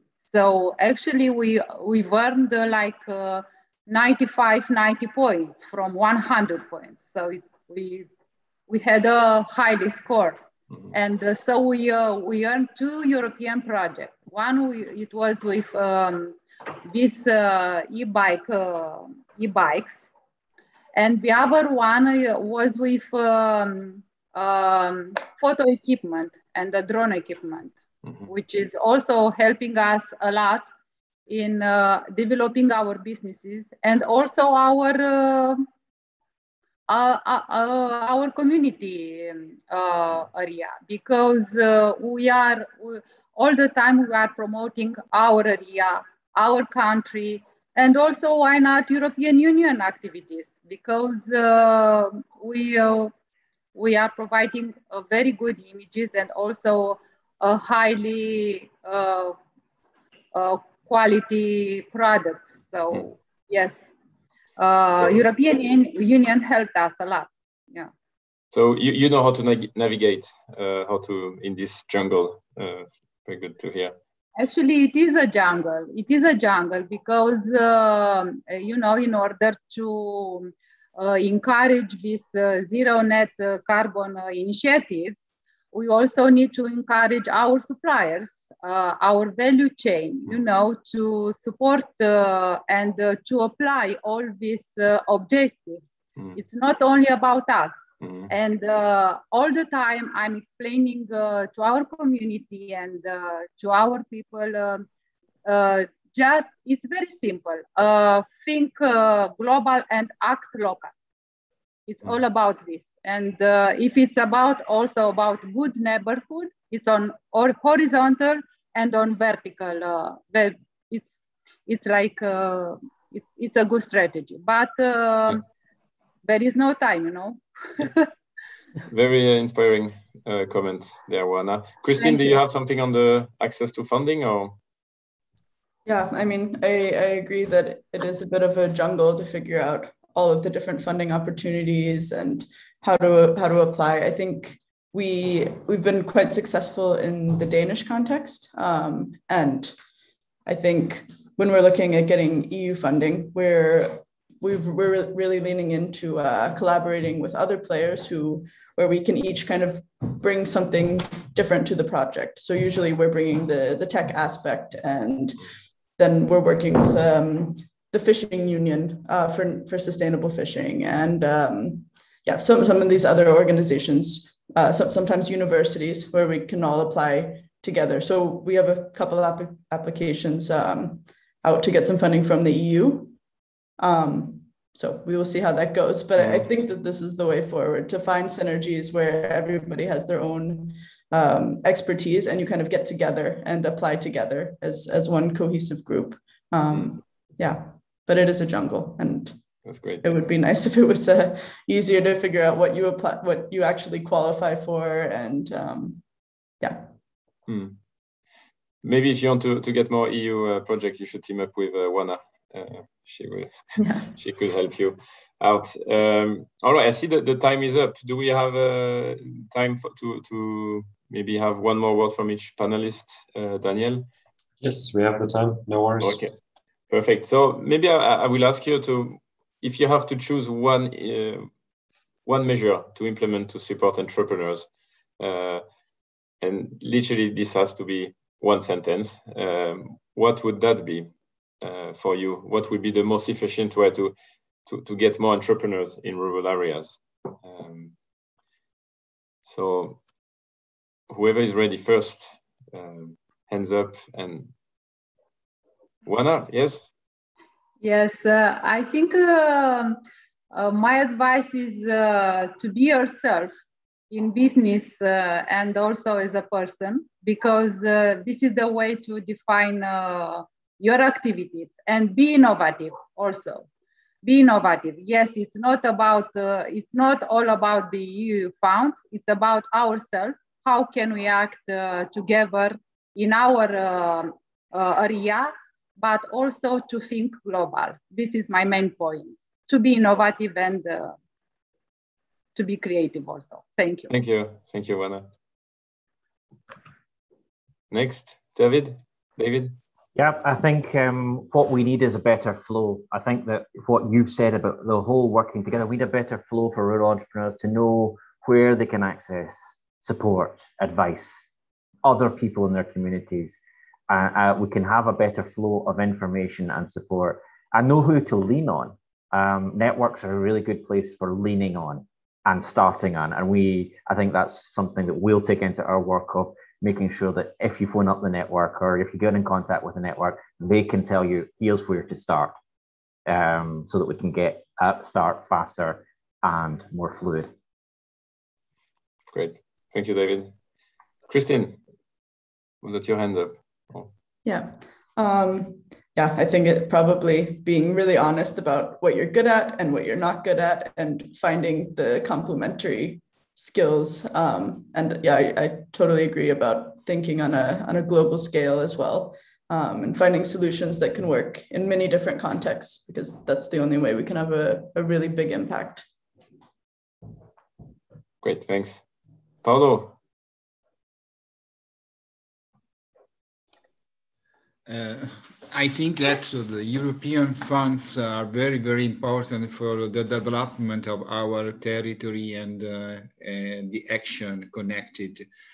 But we must go on with our actions near the entrepreneurs with the support to build new value economic chains, a new model of certification, and this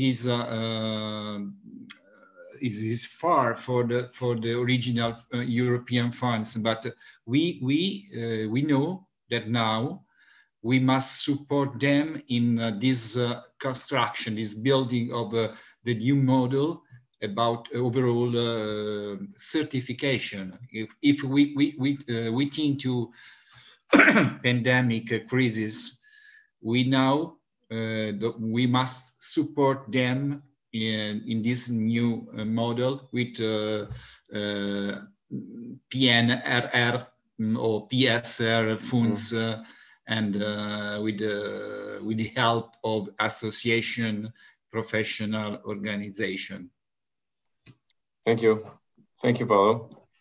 And yeah, to finish, Piroska, you have the final so word. It's really briefly, okay? It should be a general comment. So entrepreneurs are the sine qua non of territorial development, and their status is the responsibility of all decision makers.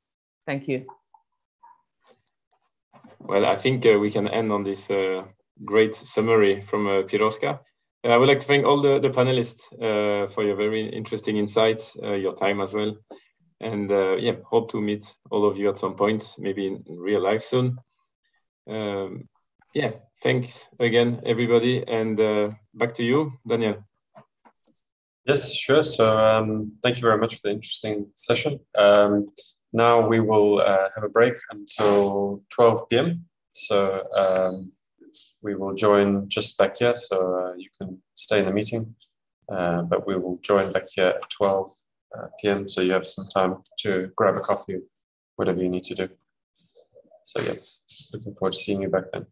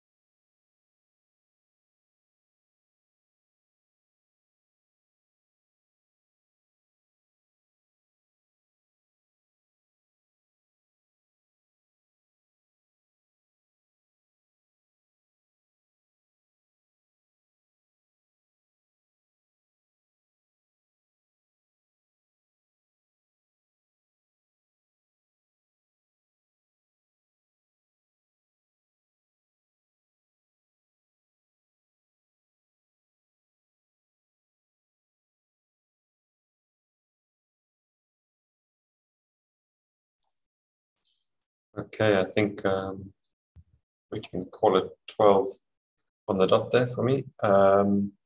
So what we will do now is move into a session about the tools developed in the projects of LIVERUR and RUBIZMO. To lead that session will be David Heiser, who you heard from a bit earlier, the coordinator of LIVERUR. So if David is there, I would pass over to him. Thank you very much, Daniel. Indeed. Yes, hello and welcome everybody again.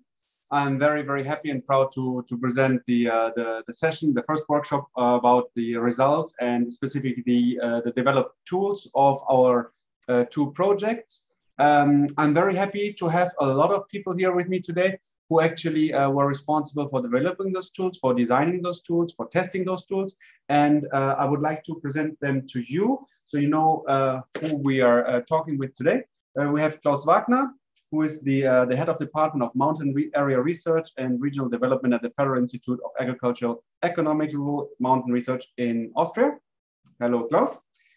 We have Alexandra Shimona, who is a senior project manager at the Institute of Entrepreneurial Development in Greece. She was the one responsible in LIVERUR for development of the regional circular living lab tool, the RAIN platform itself. We have with us Gerhard Schiefer from the University of Bonn and the director of the software company of ProQuantis. He was the one responsible in the Rubismo project. He developed the business transformation tool as well as a network database tool. Welcome to this panel. We have with us Thomas Norby, who is the manager for the area of rural development at the Department of Urban and Rural Development at the Swedish University of Agricultural Science. He was the one responsible to develop the e-learning platform at Rubismo. And we have Philipp Grundmann with us, who is the head of research of the research group of transformation of socio-technical systems and institutional change at the Leipzig Institute for Agricultural Engineering, and as well, he is from the Humboldt University in Berlin, from Germany. He was the one responsible in Rubismo for developing the business environment. So welcome to this panel. Thank you very much for your collaboration and your availability to talk with us. This is a very, very important section. If you remember this morning, we in the session that Justin and I was inaugurating, we talked a little about the call and the expectation of the European Commission towards our projects, and the two big parts, the two big expected impacts were the improved tools for entrepreneurship in rural areas and the improved knowledge in business models. Those were expected results, and of course, both of the projects interpreted these results a little bit differently, but we came to great results. Now we have worked for 3.5 years, and basically all the tools, all the platforms, all the support is ready. We have tested it, we have created it with them together, and today we're going to showcase them to you.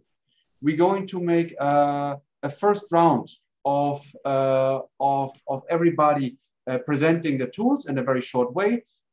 Please, of course, know that we have a very limited time frame, and although the tools are very interesting, very complex, our panelists will try to give you a very good insight of what it is. And as I said before, if you're interested, but we hope that you take the time later on and go to our platforms, to our websites, and investigate them further. We gave more or less 5 minutes to each of our panelists to teaser them. We are very open to questions from the audience, and of course, any kind of suggestions that you might have. We will start with Klaus. Klaus, you developed in the LIVERUR project the RAIN business model. Right now, in this session, we're looking for really tangible feedback. What is exactly behind the business model? Who's it for? What are the benefits for using it? And maybe who should really use that to get the benefit? Klaus, please. Thank you, David. Hello to everyone. I hope you can see my screen.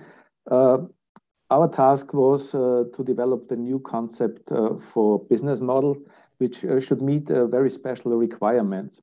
We called it the RAIN concept, which means a regional circular living lab. And the objective was it should be a structured approach for developing a project or an activity or a business in rural regions. So it was not only made in economic terms, but also it should be good for also environmental or social activities or various services.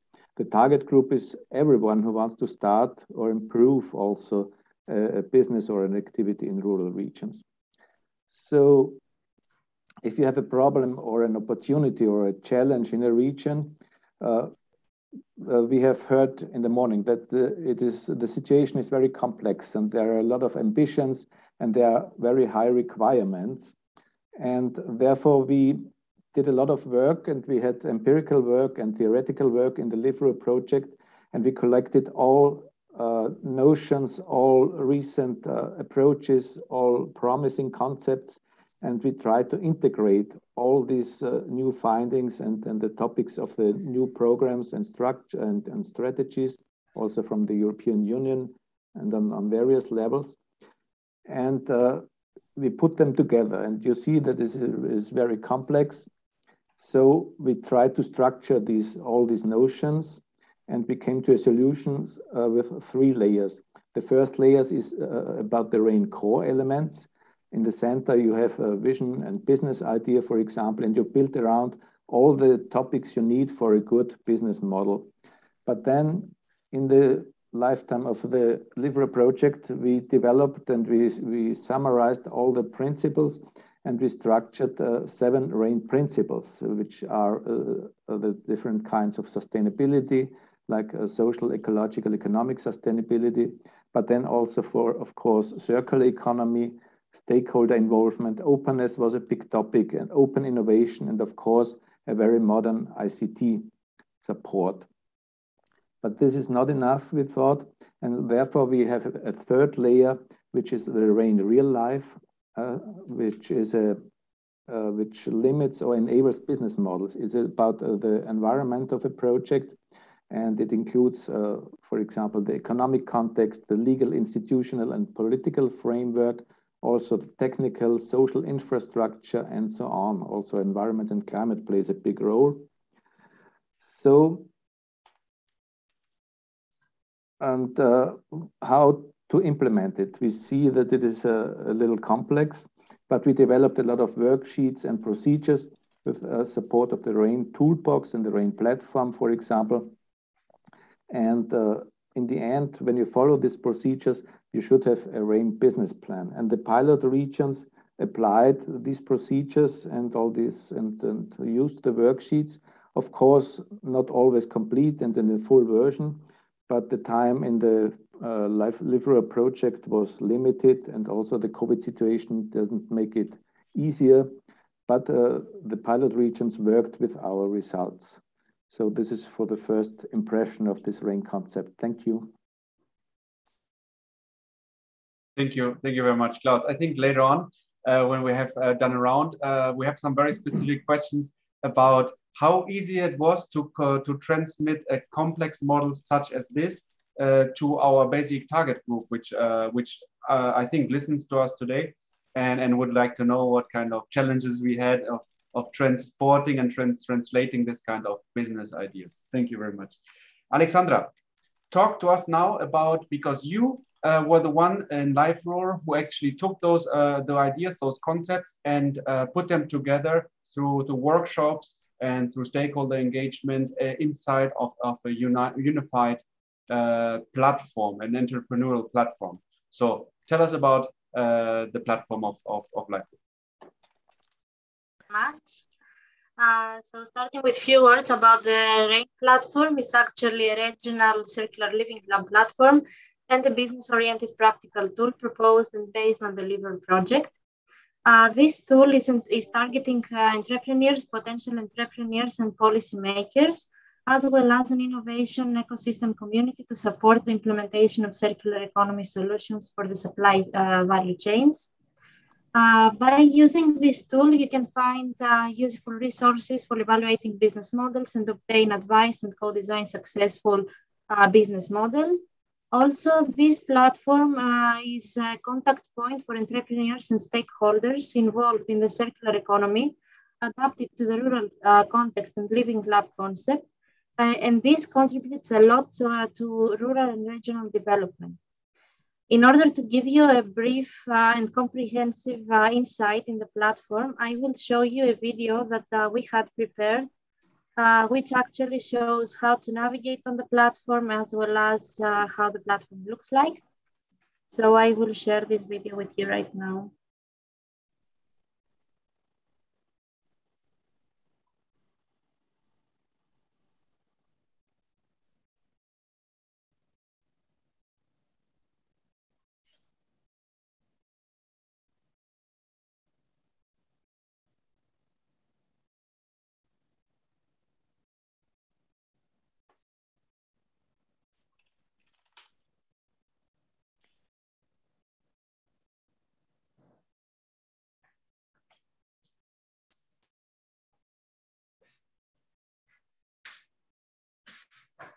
Yeah, hello. The sound is off, I think, for the video. I don't know if it's supposed to be sound. Okay, let me check it. I'm sorry for that.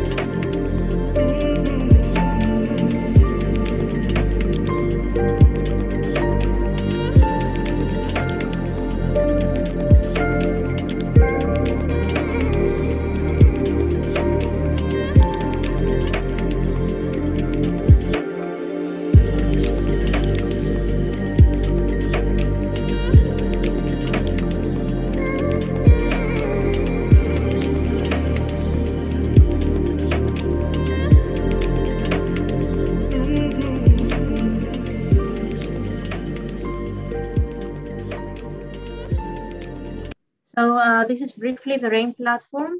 Thank you very much for your attention. Thank you, Alexandra. Same as Klaus, because we will present this, and then I will ask a little bit about how really this could be benefiting for our stakeholders, for real entrepreneurs, because this is something that I think they really want to know. The platform is quite complex, quite big, and a lot of research concepts within. So I think in a minute we can talk about this. Now I would pass over to Gerhard. You were responsible for the business transformation platform as well as the networking tool. I saw on the website there are really interesting and very visual tools. Please tell us a little bit about that. How do the platforms work, and who should go and use them? Yeah, the platforms are two different ones. That's the reason why we have two different tools. The first one is for, we call it usually for advisors. Some people say for entrepreneurs. I don't think so. So it's a database about ideas. So I think it fits very nicely to the tools we were looking at before, because it goes a little bit deeper into what could be done. And then it has a second part which describes or discusses about your ability to really take over one of those ideas. Let me jump in and show you some parts of it. Okay. Let me see.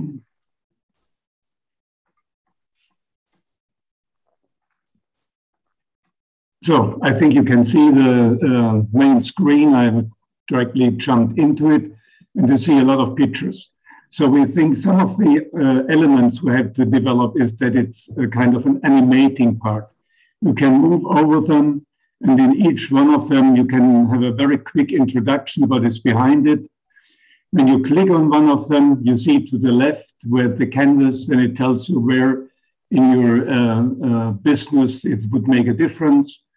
And then when you click on one of those icons, you get more information. I went now into one of those. It's a food assembly, and usually we have 2 pages, an animating page, and then a page with a lot of cases and general ideas about what could be done. Oh, I have to move some, okay. So you can move around here, and another issue you could try to do is say, okay, I'm not interested in everything because this database is growing. I think every week we add 1 or 2 more. So what you could do is you to select. You go down maybe to online marketing. Then you have a few examples here where the food assembly is there, but there are other elements in there. Let me move to environmental protection. There I have my newest edition. I'm quite proud of it because I found that it's, for example, carbon farming, which is something which is very hot at the moment in the United States, where farmers get some payment for their kind of traditional type of farming when they try to capture CO2 in their soils. So these are some of those issues. Or when we go further down to let's say, farm industry collaboration. We have a lot of opportunities producing paper, doing this and that. So this is the basic on which we are working. And then the next part is when we say, okay, we would like to, I go down to, let's say, online marketing. How does the picture or the screen look when we are trying to find out if a model would fit ourselves? We would select a few of them. I select only one of them. And then we move very quickly through. We don't have to look at this part. Then we get to a screen where you can really analyze, because it asks for external requirement. It asks for internal requirements. These are the requirements. And then I can go in and maybe put some data from myself in there and say, okay, is it good enough or is it not good enough? And then I can move further. And I think it's a basis for the advisor to enter into a kind of a discussion with an entrepreneur and see, okay, would it fit? Where could we improve? Or should we go back and try something out differently? So I think that should be for the moment enough for this tool. And now I move to the next one, which is what they call the network tool. It has a completely different focus. Where this first one was more on Okay, getting ideas, trying to move forward, knowing if it's working. The second one is an overview on networks.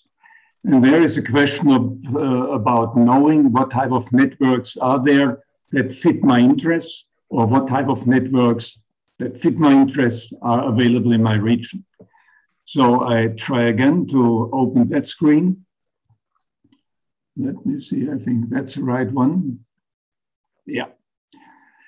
It has also two parts. The first part is that it helps you to identify appropriate networks. And the second one, which is here listed as concept for network creation, it gives some kind of basic help to develop a network. So we can very quickly look into both of them.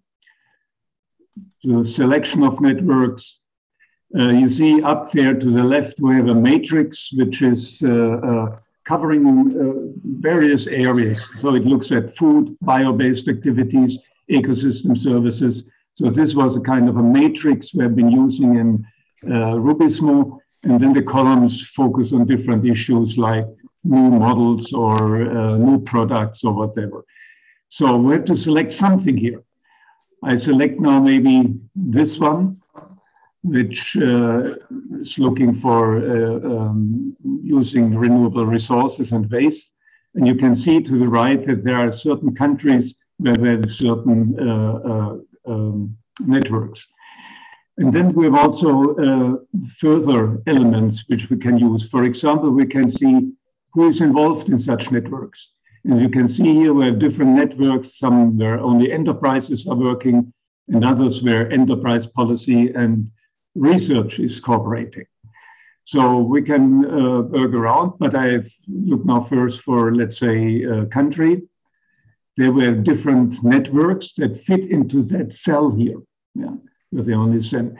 So maybe we select one or two for moving further. So it's up there now in a box. And then I say, yes, I would also like to look at some of them where the cooperation, or maybe no, I don't do it. We only look at those where enterprises and research work together. So we have 7 networks in certain countries. So I can select maybe 2 of them, move forward. And then I get into a page where I can have more information about the networks. So the key issue is that I find networks, and then I have them, and I can look at them and maybe compare them. I can, there are different links. Yeah, there's more information. That's a link to the website of those networks. There's a description of the network. Depending on what information is available, there might be 3, 4 or more links here. But we could also say, okay, we want to compare 2 of them. And when you do it, you get a kind of a detailed comparison, and you can go further down. And then what you can do, you can continue, and then you get a more detailed summary of the information of the network. So it's a very simple issue. You look and you find. So it's a typical database.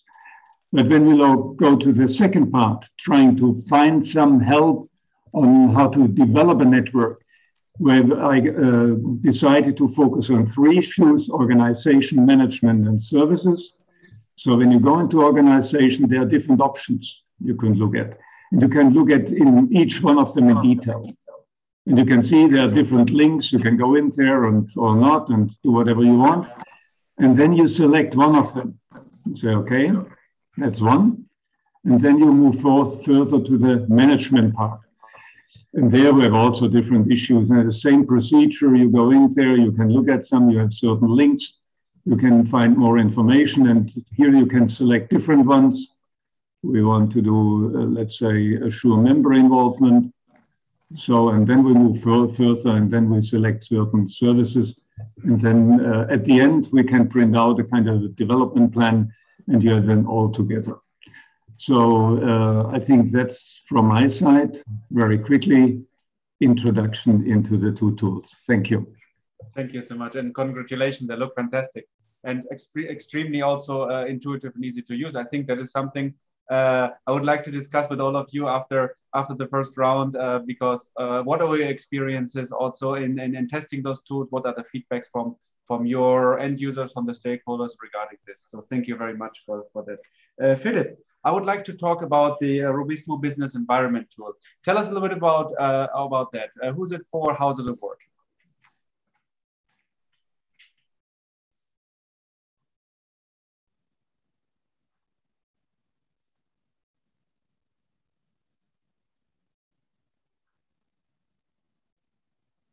I think you still have the microphone off.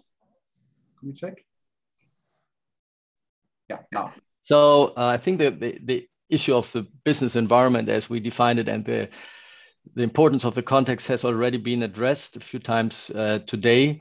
And we basically in the Rubismo project took a very straightforward approach. We boiled it down to, I think, 3 questions, more or less, which we wanted to support with this tool to find answers. So what business do the regions or in the regions aim for, and what support do they need?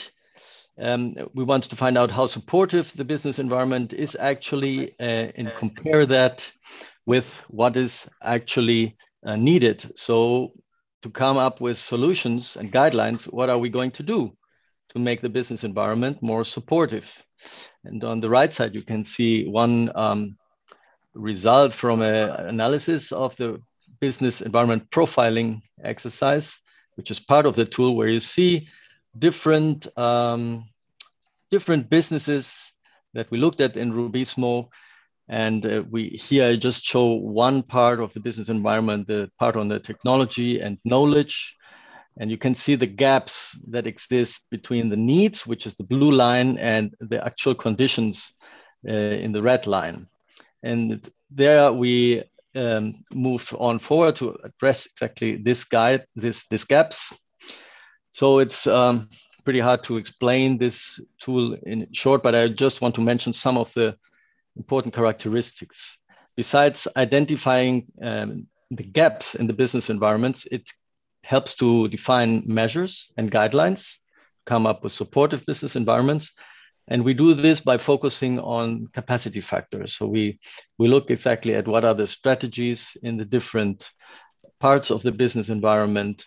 How do they cooperate, not only within these, what we call sub-arenas, for example, technology and knowledge sub-arena, but also across the sub-arenas. We identified this as a very important factor for supportive business environments.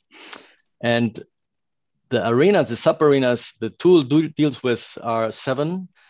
These are funding, markets, consumer expectations, the rules and regulations, the resource and infrastructure. I think infrastructure was also mentioned a few times today, the importance of connectivities and so on, rural areas.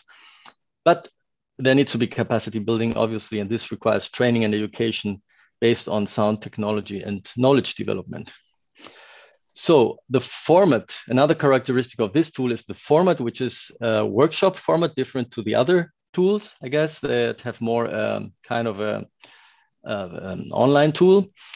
And in view of as a reaction to the Corona issue, we developed also an online version of the tool, which allows to include all kinds of stakeholders involved in the business environment. Furthermore, the tool provides a number of support material, including manuals.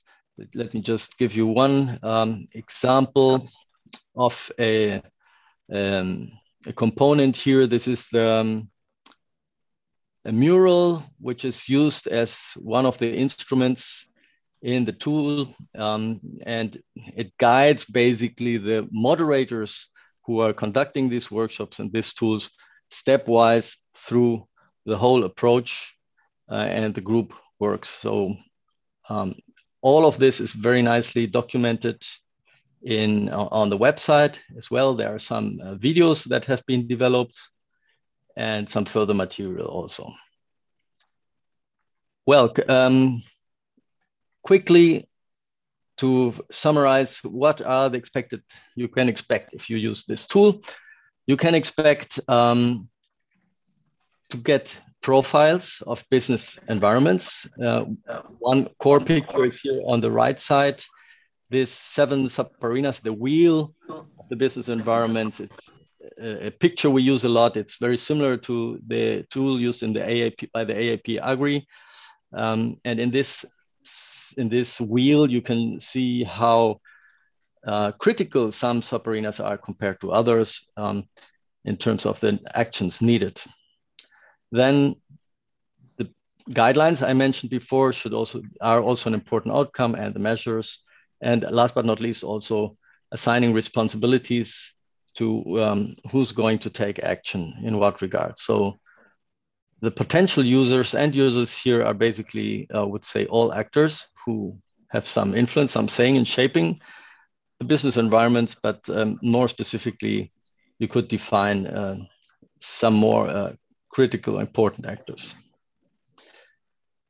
Exemplary guidelines, these are more very general ones which I presented, but within the tool application, we have come up with some very concrete guidelines that you can see here. For example, those guidelines we try to extract in general for the technology and knowledge sub-arena, including, for example, the need to map all stakeholders with the technological and knowledge expertise. And this should then facilitate science to business and business to business knowledge transfer by creating networking opportunities, but also facilitate transfer of knowledge between actors in the sub-arena, because often we encounter cases of silos in the business environment. Last but not least, to facilitate the participation and of enterprises actually in research and development projects is very crucial. To finalize as an outlook, what is going to happen next with this tool? We have the opportunity to use the tool in some projects which are going on beyond the Rubismo projects, such as Go Grass. And so there are several partners involved in those projects, which were also participating in the development of the tool. You can see some of the logos here: Greenovate, Irish Brewery, Gate to Growth, SLU, EV Prospects.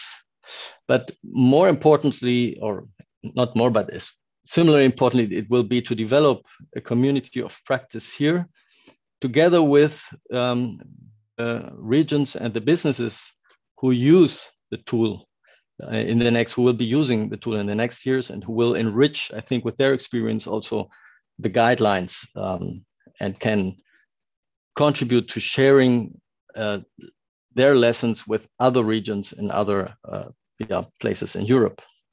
For you, there will be plenty, I hope, opportunities to experience the tool. We will be launching the tool on the 13th of October in a webinar. And first workshop will take place in using the tool in Sweden in November. And further workshops are planned for the beginning of 2022. If you are more interested, please visit the link which is provided here for more explanations about the tool. And or you may contact us. We are providing an email specifically for tool users, but you can also contact us personally, the persons who were responsible for this tool development. Thank you very much. Back to you. That sounds great. Thank you so much, Philip. I have directly a question for Klaus, but then after this, same question back to Philip, because you are the ones who developed something which, coming from the research background, stays in a very, let's call it, not a very simplified format for the end user. I mean, for sure the business model, when you launch it, will be the tool will be easier, but you're working with very difficult concepts. What were your experience? I mean, you just mentioned in your presentation your target group. Klaus, what was the target group for creating the RAIN business model, and what kind of challenges have you identified in transmitting those concepts to the users, to the target group? Yes, it was a real challenge to translate these complex concepts and so on into a usable and feasible system or structure. So the reaction of our pilot regions was, for example, that it needs a well-founded training of the trainers. So, for example, for a workshop, the trainer or the moderator should be already good informed about this concept, and he can use then specific other tools for support from the RAIN toolbox, where the different tools are structured very well, I think, and in a simple way. And it's not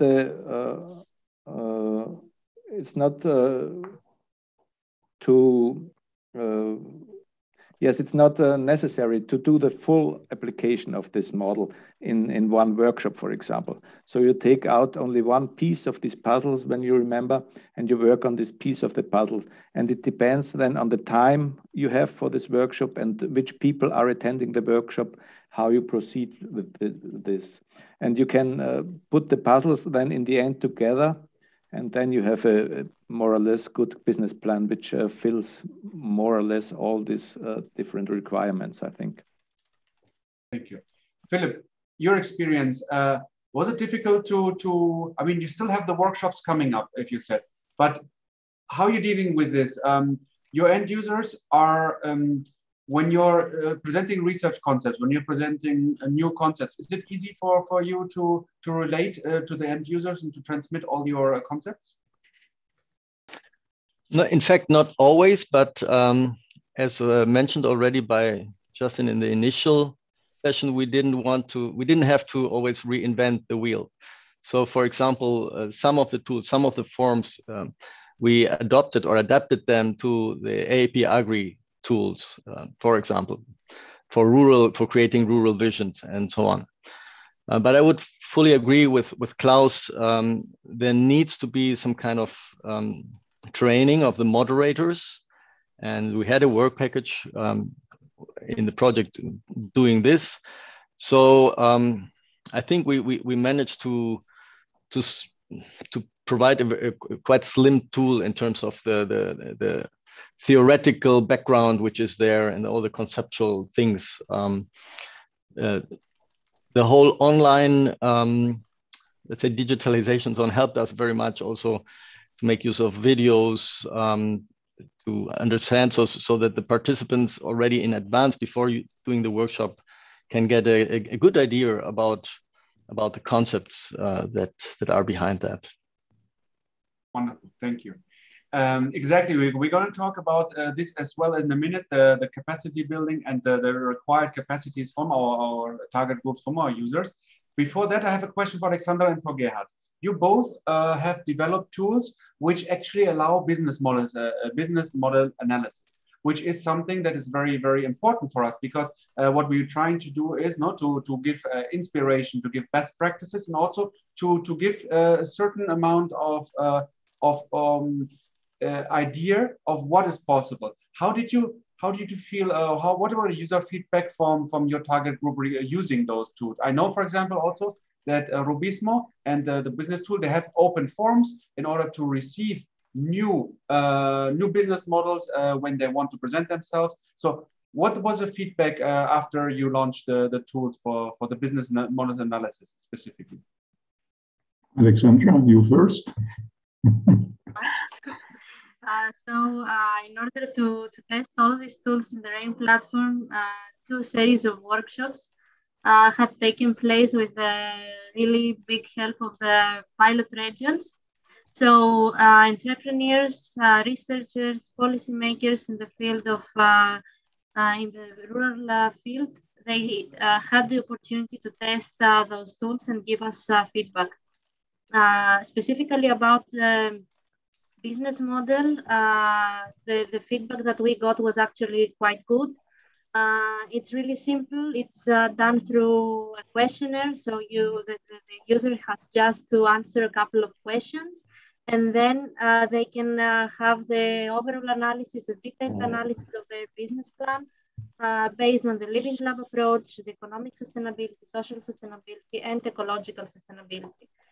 This means that the user that answers the questionnaire has the opportunity to find the weaknesses and the strengths in their business plan, and finally to improve and make it as as good as possible for the purposes of his or her business.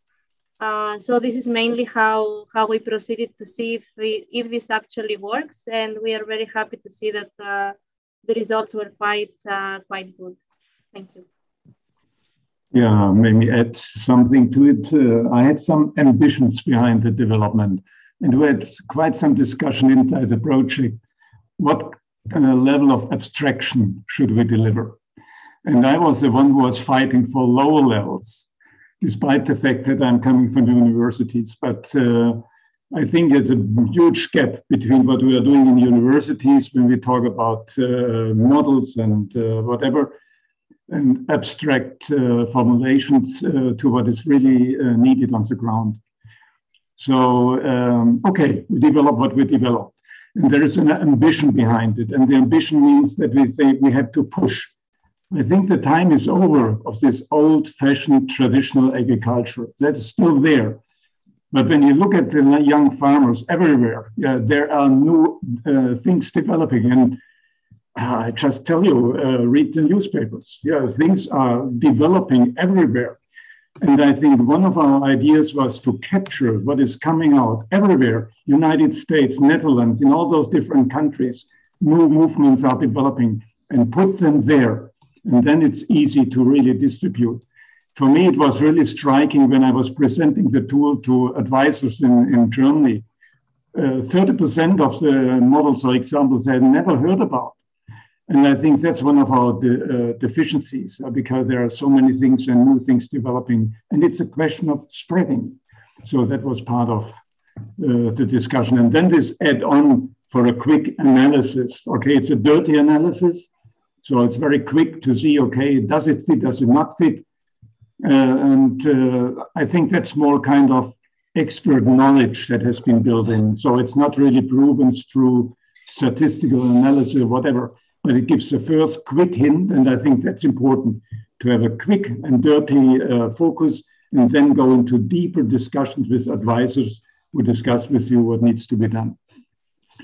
That's very great. Thank you very much, because it's one of the keywords. And this is I want to put back to Thomas and to Alexandra.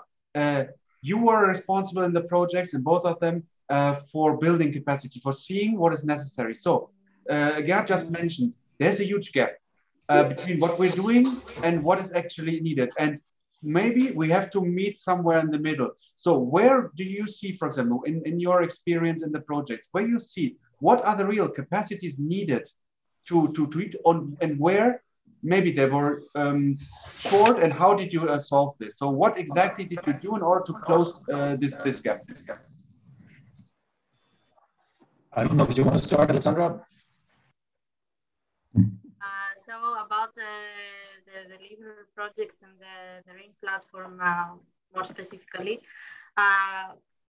in order to build capacities, in my opinion, the most important is to internationalize the businesses in the rural areas, and also give the opportunity to entrepreneurs in this field to gain new knowledge and skills. This is how we intend to fill this gap with the RAIN platform and the tools that they are integrated in it. First of all, with the RAIN community, which is one of the parts of the RAIN platform, through which the registered members of the platform, they can interact between each other, they can communicate, share ideas, share best practices, and go further, go to be international, and gain new knowledge on how the businesses in rural areas work in other European countries.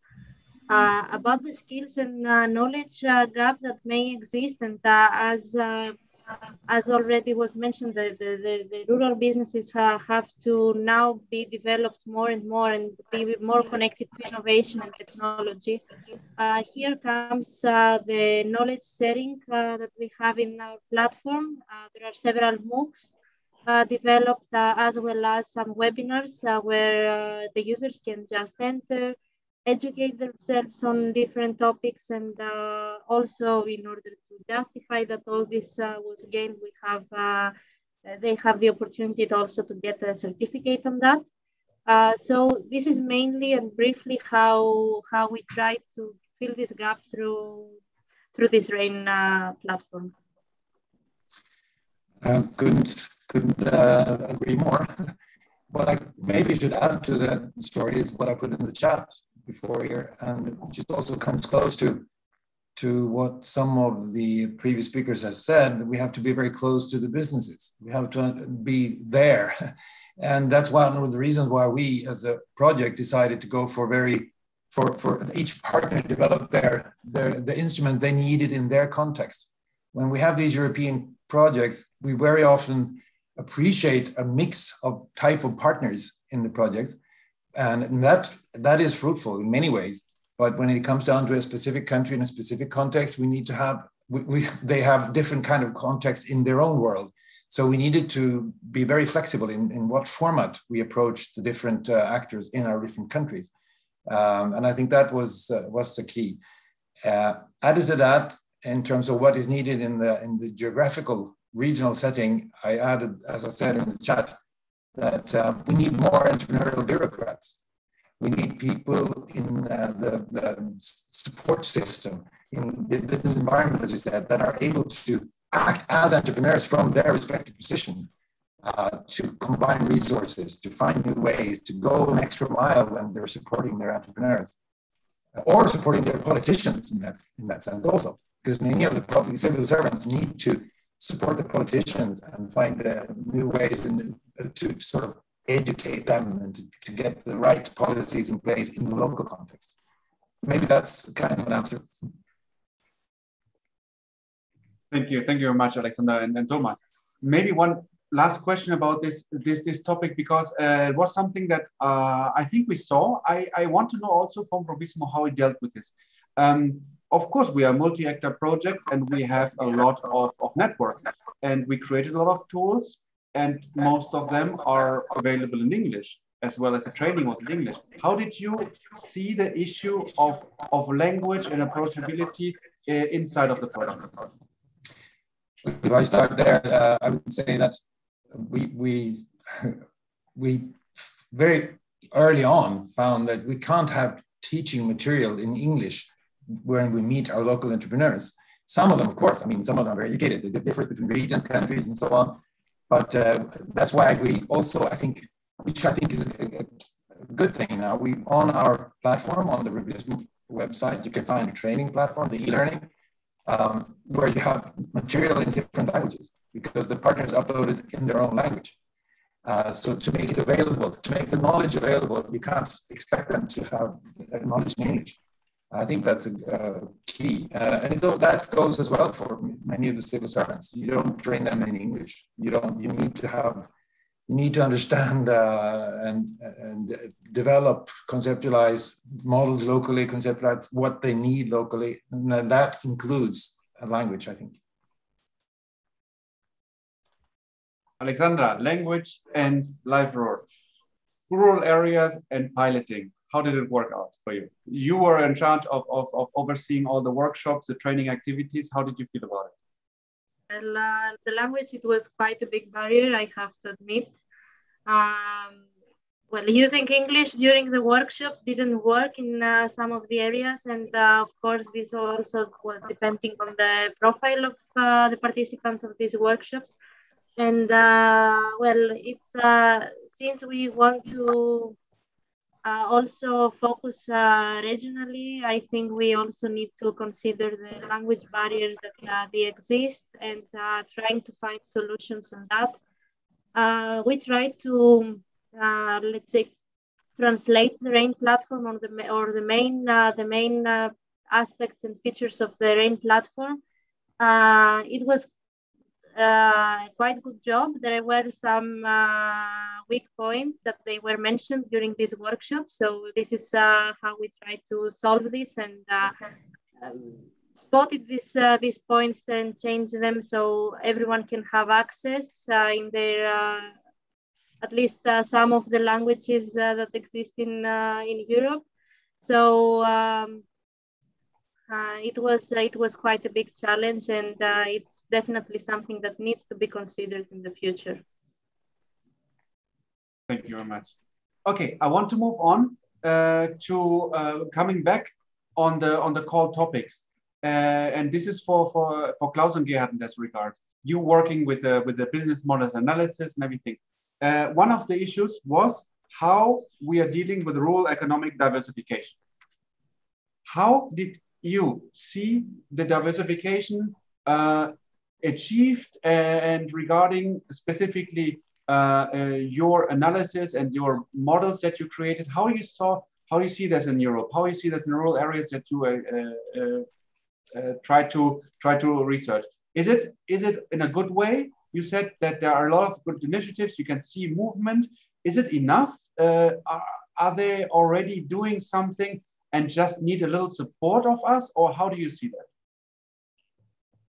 Should I start? Maybe I start. Okay, I have a certain opinion. Also, when you look at the models we have in our tool, many of them are linked to processing. So what is happening is that we get some kind of, I call it reindustrialization of the rural area. Okay, it's usually small elements because there are some basic processing, and then there may be direct sales, online sales to customer or whatever.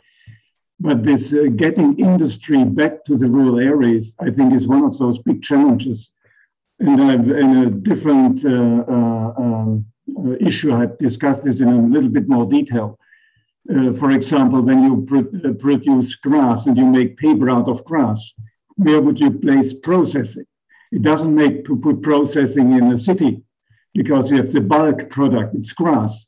So you would try to put the processing into the rural area. And I think it's in many of those developments we see at the moment. So it's more a question of, and I think it has been discussed, of providing the infrastructure in the rural areas so that processing is able to move back. That has to do with internet, that has to do with roads, that has to do with schools. And if that is not there, okay, this development will not take place because there's a barrier. But the economics, and I think that's an important part, the economics are, how do you say, provide a push toward moving back into rural areas, at least when it comes to food processing and those new developments we're experiencing also at the moment.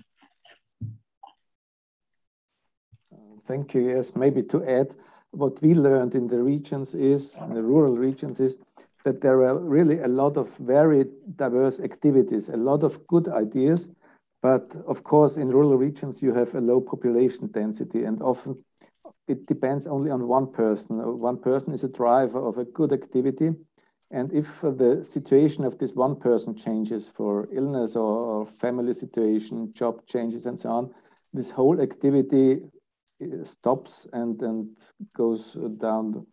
So we think it's really necessary to connect people, to have a higher potential, that people come together, and it doesn't depend only on one person, to make the activities more resilient and sustainable in various ways.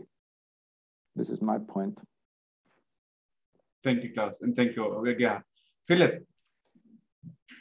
Does the Rubismo tools that you created, are they helping with the resilience of the rural areas in Europe?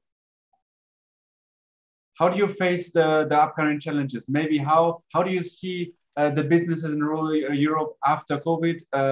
Are we right now at the exact right point and the exactly right time? Did we do everything right in order to provide now the support tools which are necessary?